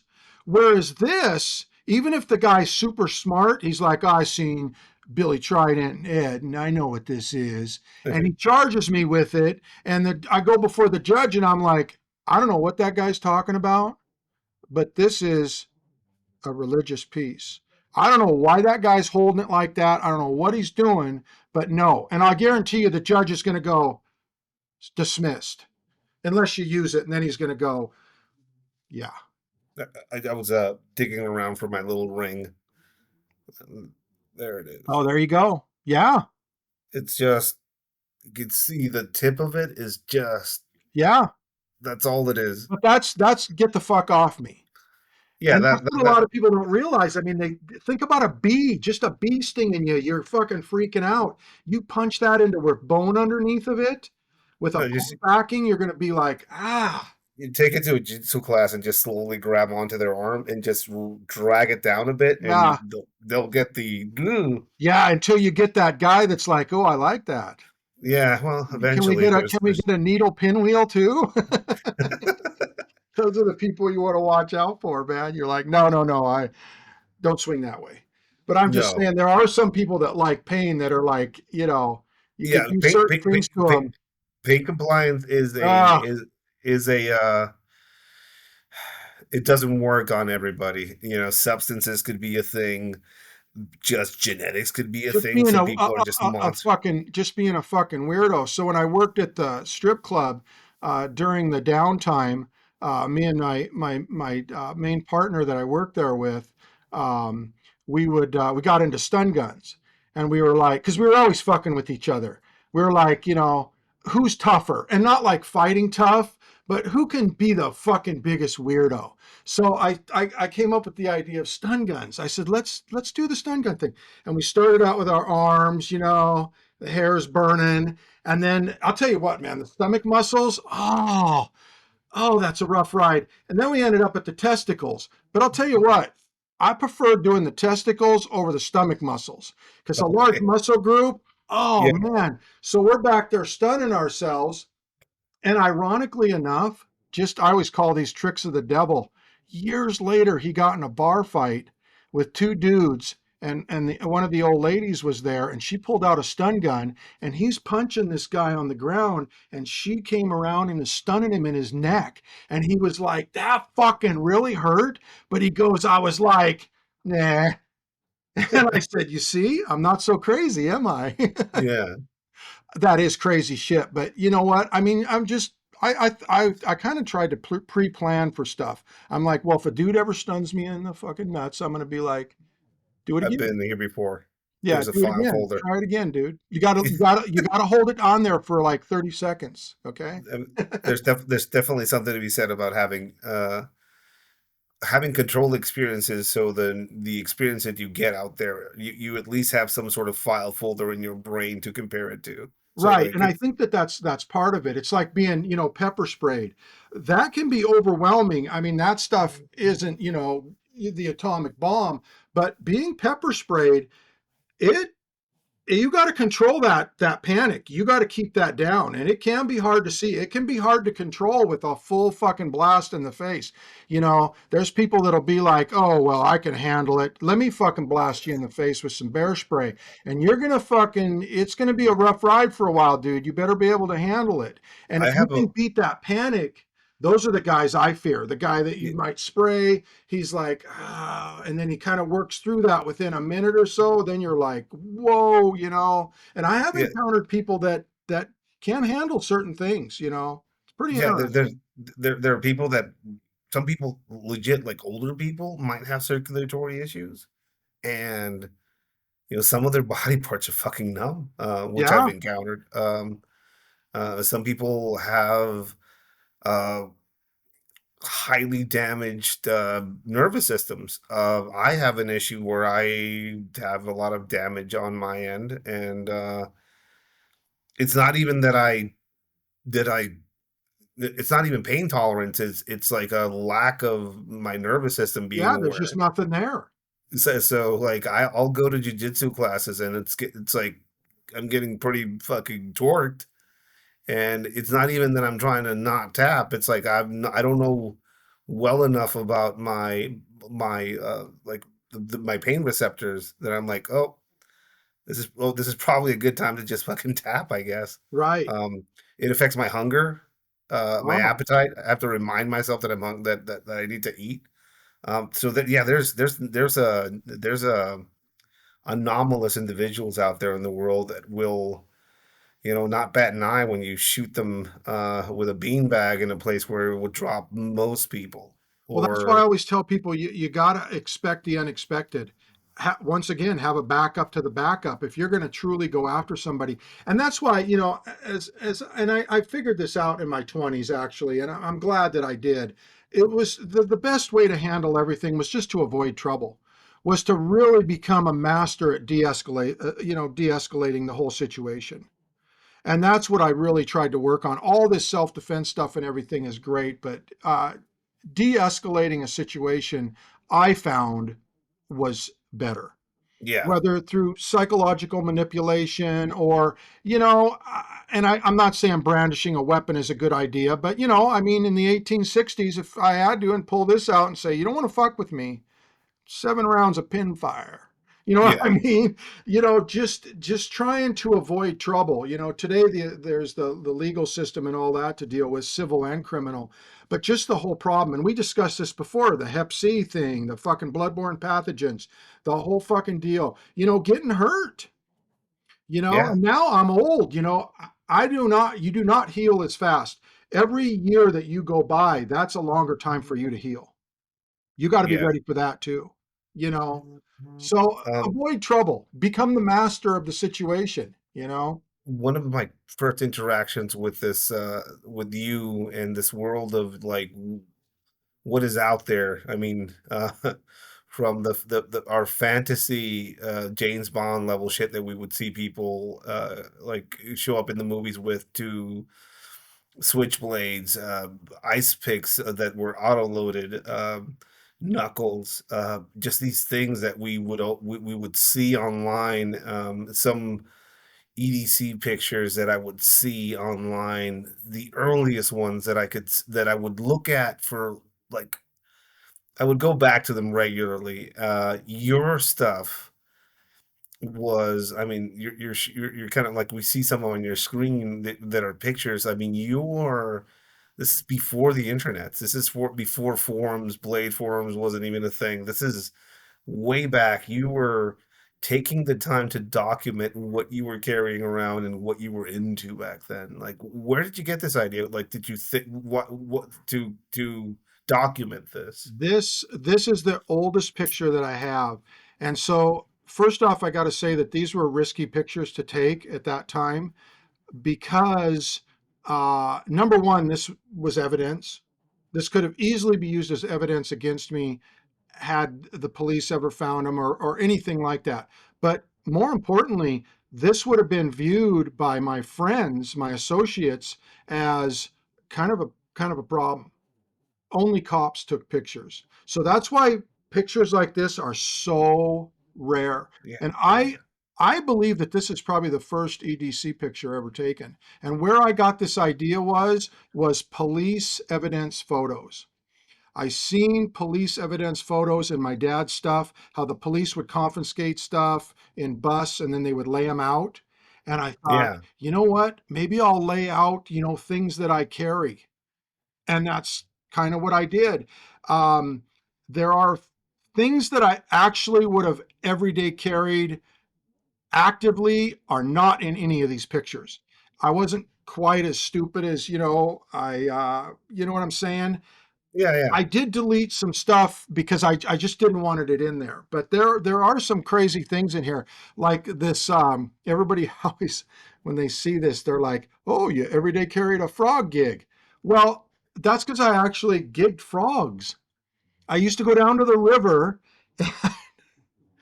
and gig frogs and eat them once in a while. I'd get a little hungry sometimes and I'd be like, you know what? I'm going to go down there and catch a couple frogs. I would have never used that with anybody. But let me tell you what, back to the Apache gun and our theory on intimidation, yeah, people would see that and they'd be like, that fucker carries a fucking barbed frog gig.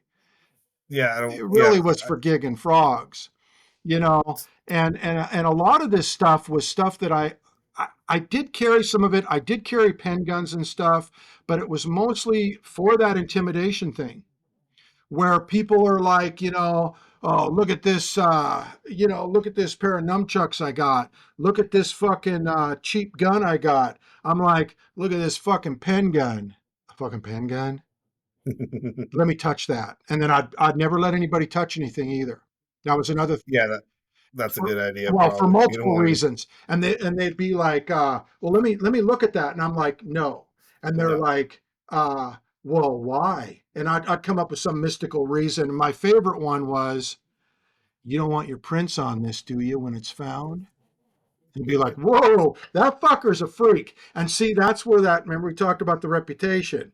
Then people would be Yeah, like, you see that fucker? That fucker is a freak. He's got a pen gun and he won't let me touch it because he just said that if it's found, that my fucking prints will be on it. Now he's trying to get me involved in a murder. That guy's a murderer. They'd carry it. And it was just, I'd be like, God, that story got blown out of shape fast.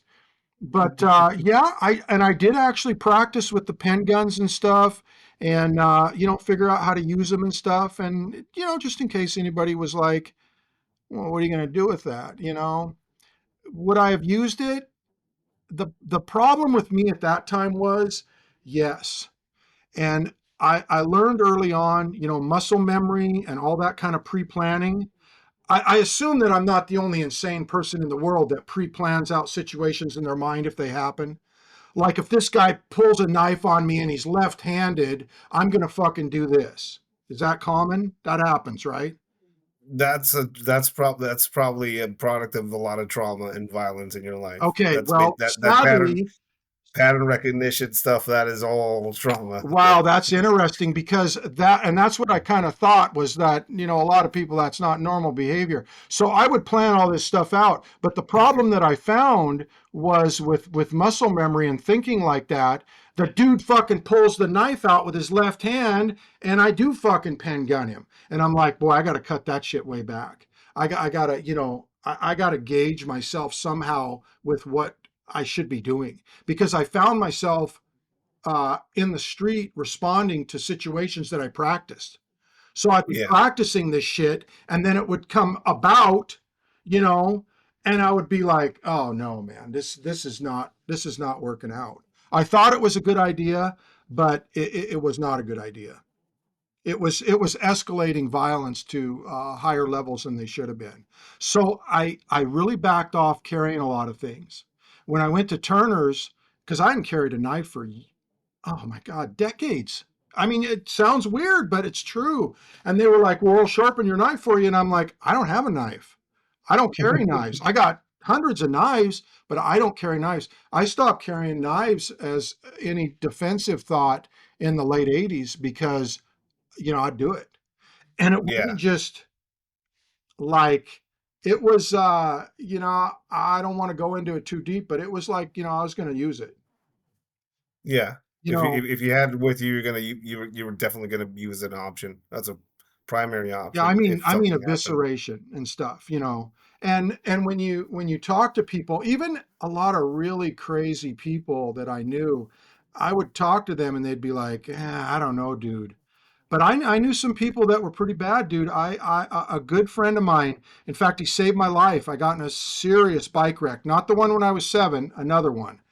I used to do a lot of tricks on bikes, unfortunately. But anyway, I um, I got in a horrible accident, and I was in a coma for 12 hours. But I went off this cliff, about 8-foot cliff, head first.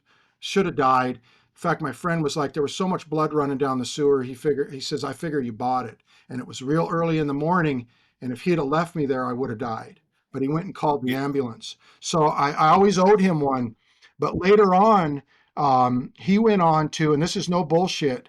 This is a little bit too much information because somebody could research this, but he killed 2 guys at a 7-Eleven and permanently maimed the other one with a Schrade sharp finger. And he fuck. he practiced with that all the time. What happened was is he was a dope dealer. He was red hair and a smaller stature male.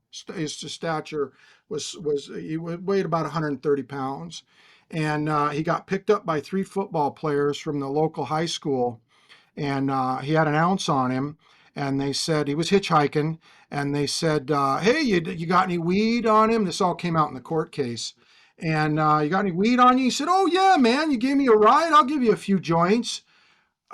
They pulled into the 7-Eleven and they tried robbing him, and he killed 2 of them, and the other guy was permanently, he severed tendons in his leg and stuff to where his leg was, I guess, not usable. And that guy, I hung out with him all the time. I knew all about him practicing with that knife. We used to do that all the time. He loved those Schrade sharp fingers. And um, yeah, and that kind of sent shudders through me, um, because I thought, wow, man, that could have been me. And he got 20 years, 20 years because it was a robbery, and he wouldn't have got that long, but he had a record. He was a ruffian, and I seen him about 23 years later after he'd got out, and I was standing in back of him. Boy, he'd gotten bigger too, pumping iron and jacking iron in the joint. Um, and His name was Richard, and this is how much prison, 20 years. That's a long time. And I said, Richard, Richard, and he was not responding to me at all. I said, his code name was Willis. I said, Willis. And he finally turned around and I said, dude, I said, it's Billy. And he just looked at me and he knew who I was. And he's like, yeah. And that's it. That was it. Yeah, I mean, I was like, whoa. And this was a close associate of mine, but you could see in his eyes, man, he was dead. He was fucking dead. He'd seen it all, man. And because, he went in when he was 17, adult. that's his life. Yeah, That's most of the life. Yeah, yeah, yeah. Yeah, so yeah, I knew some dudes like that, and I figured that I was gonna head down that path, so I backed off on the blades. I backed off on the blades, and the guns. I figured, you know what? If I ever pull a gun, it's definitely, which is the way it should be. It's going to be for the legit purpose. There's not going to be any illegit purpose, meaning that I'm going full out wide earp. I'm going all the way with it. There's no joke, there's no gimmick, there's no nothing. I'm probably going to prison, and that's just the way it is. So I tempered myself by saying, hey man, just back off.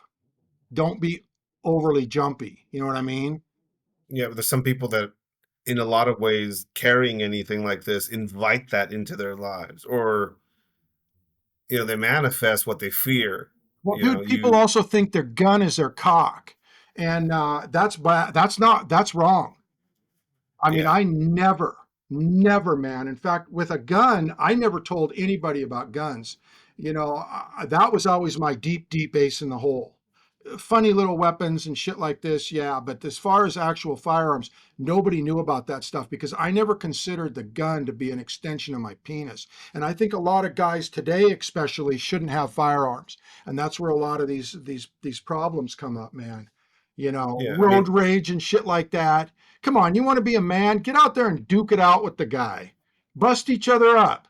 If you kill the guy, he hits his head on a curb, too bad. But why the gun? Why a yeah, gun?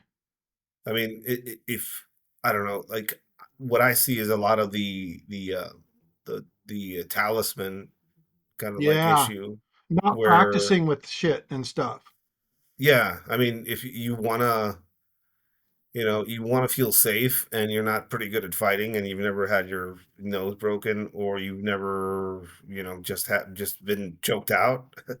You don't want to deal with anything like that. So you buy this talisman Yeah, in the form of a gun. yeah, Um, you get pretty good at it, going to a range and getting pretty consistent with it, maybe doing a lot of dry fire. right. But when it comes down to it, like a homeless man trying to tackle you over, Exactly. getting a full magazine being pumped into their chest is going to be uh might be an issue. Or if as you say, road rage, which is, I don't know what happens to us when we get behind a fucking wheel of a car, but we turn Well, into children. men are dogs. Yeah. They're dog. They really are dogs. I mean, even myself, when I used to, drive around in muscle cars, anybody would pull up next to me and start gunning the throttle, and the race was on. It's like a fucking dog, man. I look at my dogs. I'm like, they react to a little noise, you know, and Yeah. it's just testosterone, dude. It's a bad Yeah, thing. It's a it's good thing. that. It's a And bad thing. yeah, and then when the focalization of that testosterone becomes a tool that you carry on your waist, That's people bad. get That's stupid. what I'm Yep. saying. The gun, the knife, the club, it's not your cock. It's No, not. And that's what I'm serious, man, when I say that, meaning that it's not an extension of you being a man, or I don't know how women work, man. I can't even fucking get into the estrogen thing. I don't understand any of that. The woman will just like, hey baby, I love you, and then shoot you in the back of the head. I don't, it's a whole different, they're a whole different person. But with men, yeah, I tell them all the time, man, don't even do it. Don't get into it, it. Yeah, learn some it, empty hand skills. Learn how to fight. That's a cardio, man. cardio. Learn how to use your Run. car as a weapon. Yeah. Learn how to run. Learn how to fucking jump over fences. Yeah. De-escalation is great. There's a book that I recommend a lot when I do classes. People ask me for book recommendations a lot. There's a small manual called King of Towns. I don't know if you heard about it. No. Uh, it is basically how to set up like if you can go into any town and set up your own psychic service. Doing cold reading, knowing how to do tarot card readings.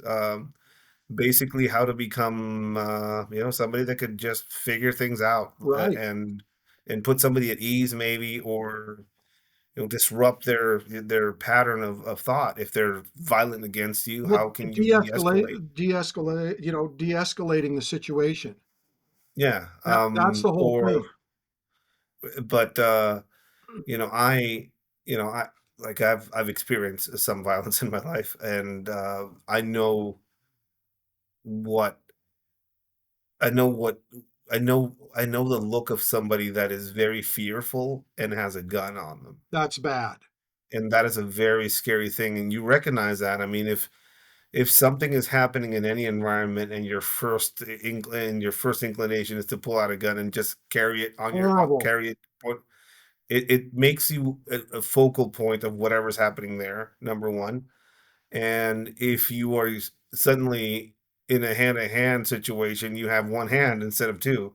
Um, yeah, there's a lot to be said about that. I mean, training is one thing, but just realistically, an honest self-assessment, and if you shouldn't be carrying something like that nature, if you can't handle yourself with one person, Exactly. or two, you shouldn't Well, and be you carrying should know how to something like talk to people too in all situations. When I used to bounce, which is a horrible job, by the way, people that bounce, there's no, and I did it for quite a while, just kind of like as a fun thing.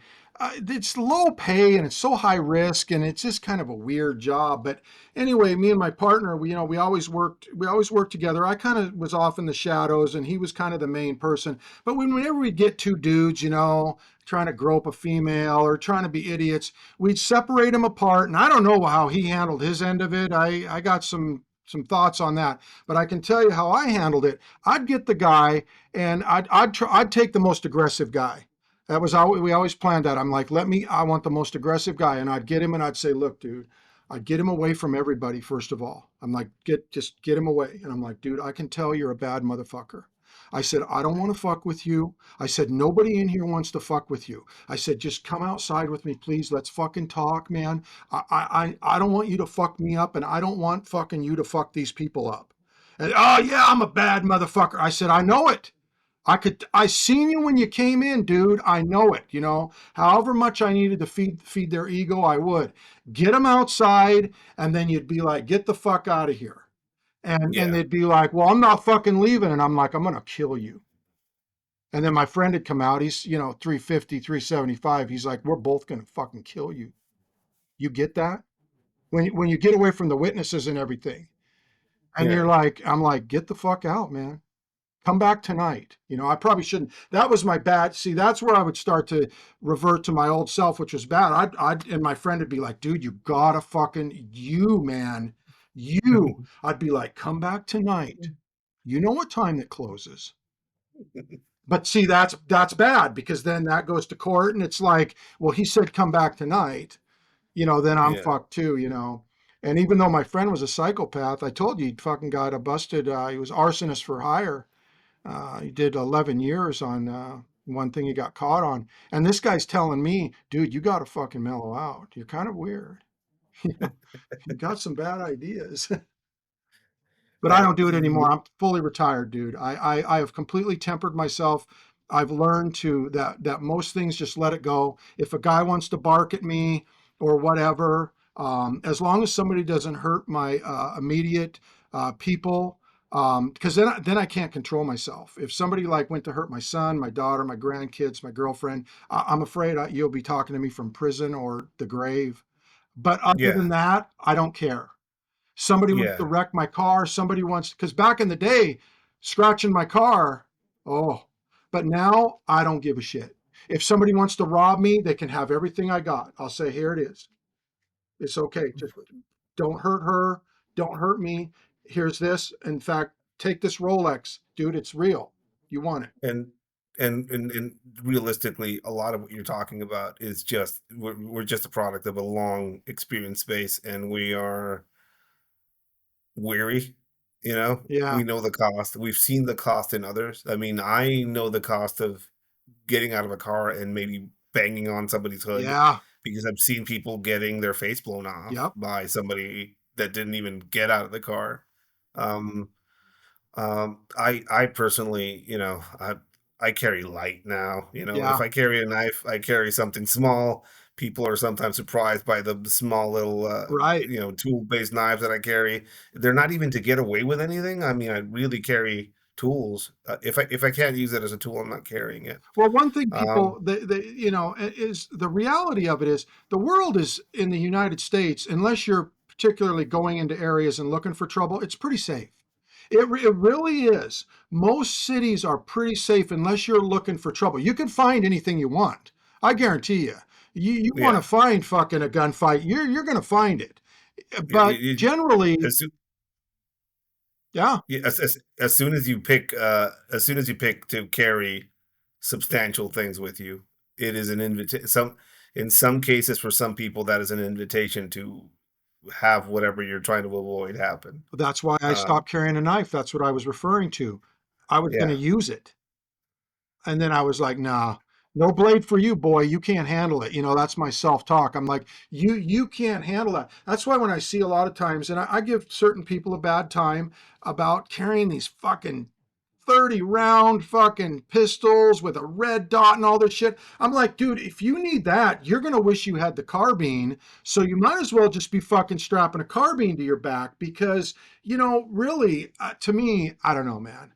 I Yeah, I I think you're could right. You're looking for trouble.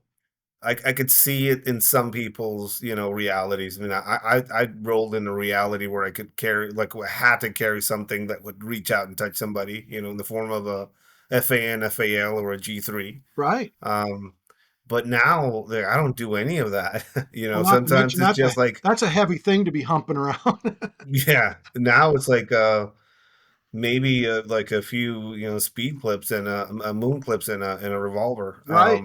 and it's something that I have with me just in case my cardio fails, my verbal jujitsu fails, and there's no other way. And Well, I think I've that is the true master of your own destiny, though. I think that is the martial art. I truly believe, and that's what I've worked on honing with my own skills, is once again de-escalating the confrontational continuum, bringing it back down. yeah, Trying to avoid everything, winning it, like with that fight I told you about, the one punch. I don't want to fight this fucking psycho. Two people could have easily ended up dead with that guy. That was a yeah. way to beat him, get him the fuck out of there, and pump my rep up. I got lucky, yeah, it worked. But yeah, the whole thing is to avoid trouble. Avoid fucking trouble, man, because you don't even want to be in prison these days. Just no way. None of it. um Billy, the amount of knowledge dropped is what it has been amazing. I kind of wanted to have you back to speak specifically about some of the weaponry aspects and some of the things that I get fascinated with. And I know a lot of this stuff gets a big reaction when you kind of talk about it or post about it online in small ways. Um, the fact that you're being really honest about the functionality of some of these things, that realistically, some of these things were an amazing experiment of the time. But you really, when you get down to it now, there's better options that are might not be as cool or might not look as cool as that Apache gun knuckle knife combination. Oh, that But thing, dude. I'm telling you, man. I wish you were closer because if you handled that, you would suddenly the illusion would melt away. You'd be like, what? but there's better options, and gladly found you online and been tracking you for a while now. Your point of view and kind of the reference of your experience is refreshing on my end because we don't get a lot of voices like that. So I really appreciate you coming on yet again, dropping this knowledge and sharing with us this very vibrant piece of Americana and history that, in a lot of ways, those that don't learn from history are destined to repeat it in a lot of ways. That's I always 100%. look at the past and I always look at the past. I always look at, I used to go to Oklahoma a lot, and there's a big museum there, and one of my favorite segments of that museum was the captured weaponry segment of the museum. So you would see a lot of modified weaponry, these shotguns with vertical grips, like back from the 30s, that Right. they were way ahead of the curve. Long magazines on pistols, and just these weird expressions of craftiness and tradecraft, and Well, people trying to that's get the drop on others. the Lieberman guns from the gangsters from the 30s. Yeah, But you do realize that everybody went to that guy, Dillinger, Babyface Nelson, Machine Gun Jack McGurran, all these guys who were experts with weaponry. A lot of people don't. That's one thing they don't understand. Like Machine Gun Jack McGurran, he came out of the military and he was like a marksman with a Thompson machine gun. A marksman level with a Thompson. That guy was fucking bad news. And those guys all tried that shit, and you know what they ended up back at? The standard weaponry, because yeah, that shit didn't work. There yeah, was no advantage. It looked yeah. great, but It's they ended up back at the same thing. Interestingly enough, like I've lived through something like that. I remember back in the mid 2000s, the proliferation of C-mags. Oh They yeah, just came on the scene. so Cartel noisy, guys, rattle. yeah, cartel guys saw them and they're like, I must have this. So Yeah, having a short barrel they are with a C-mag on it was like a must have. yeah. I never bought into any of that shit. I used to have like a G3 with a 220 rounder I had a magazine, CMAG. I had a CMAG. I tried it out. Um, Heavy, noisy. heavy, I noisy, didn't like the potent. balance. Um, Yeah, it looked and great. Looked like a pair of and nuts with the dick. See, there we yeah, go again. in Mexico we used to call them what was it, toro, which means like bull's balls, basically. Uh, Oh, that's but perfect. they would jam.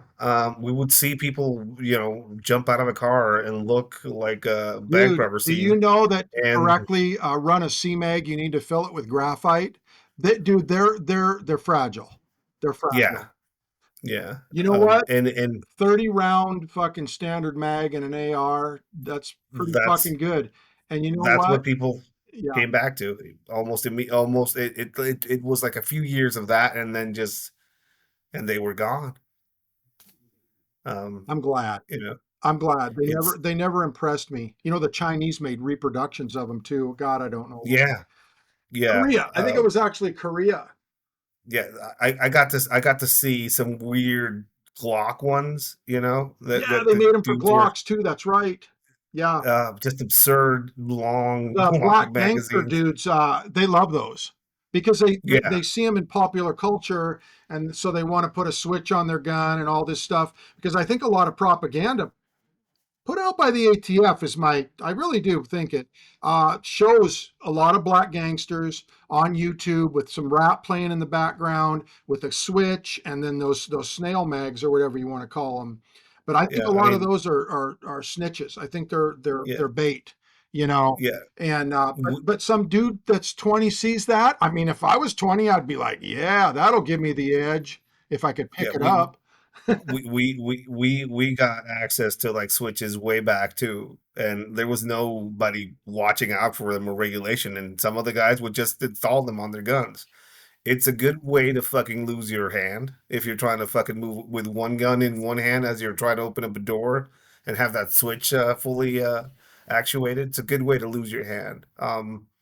There's just Everybody, everybody, including the Russians, who are the masters of the weird shit, everybody has tried the full auto pistol. Beretta took it to they perfected it. The Beretta is the perfection. And you know what?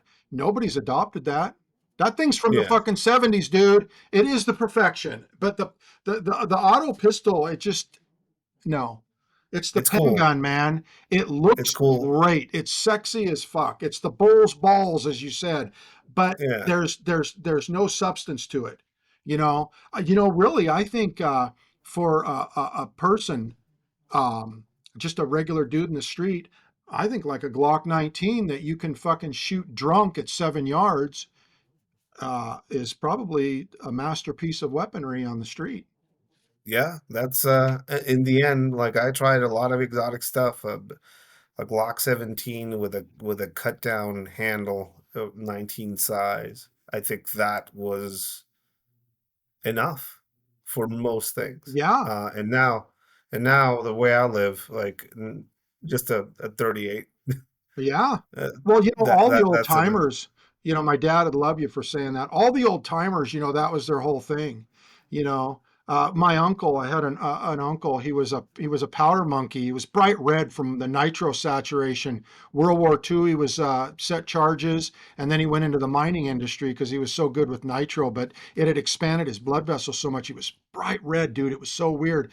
But he said some of the wisest things. He carried a Colt Woodsman with a Maxim silencer in his truck, and he carried a 38. And I remember him and my dad talking, and he's like, my dad would be like, "Oh, I don't know if that 38's going to get it done." And you know what the old boy said, my uncle?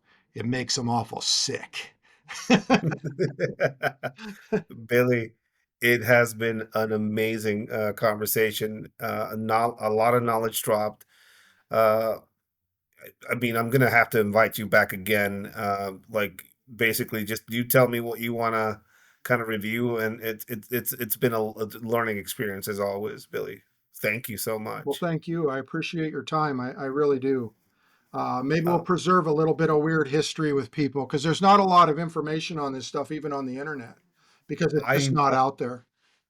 I know enough, and I'm on an edge of a sort with this type of stuff because I'm constantly looking at things that people send me, and when I try and reference anything, I run into walls constantly. And you have been a lifeline for me. So thank you so much for being so generous with your knowledge, and sharing some of this stuff, curating some of this stuff, because if it wasn't for you, a lot of this stuff would be in the ether probably. And Yeah, it's it's I don't it's know. it's It's getting lost to time as it is because it's just it's weird and it's expensive. A lot it doesn't turn over a lot until people die. That's another problem with a lot of this curioso. Which one last thing I will, if people are into this stuff, this book right here, this is the Bible.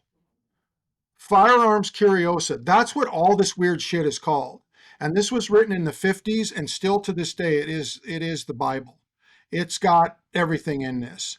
And it's been collected a long time. It's always been rare. It's always been expensive. And I think that's why the ATF is kind of like, if this guy wants to fucking carry a squeezer out in the street, I mean, really? The thing's worth, this right here is probably worth 2,500 bucks, and it's in bad yeah, shape. Yeah, yeah, they're expensive. Like I said, those Apaches, 8 to 10 grand. Is the ATF coming to get it? Nah. nah. Okay, Billy. Thank you so Thank much you. for coming on, and we'll definitely have a further conversation in round three pretty soon. Have an excellent Um, evening, man. thank you again.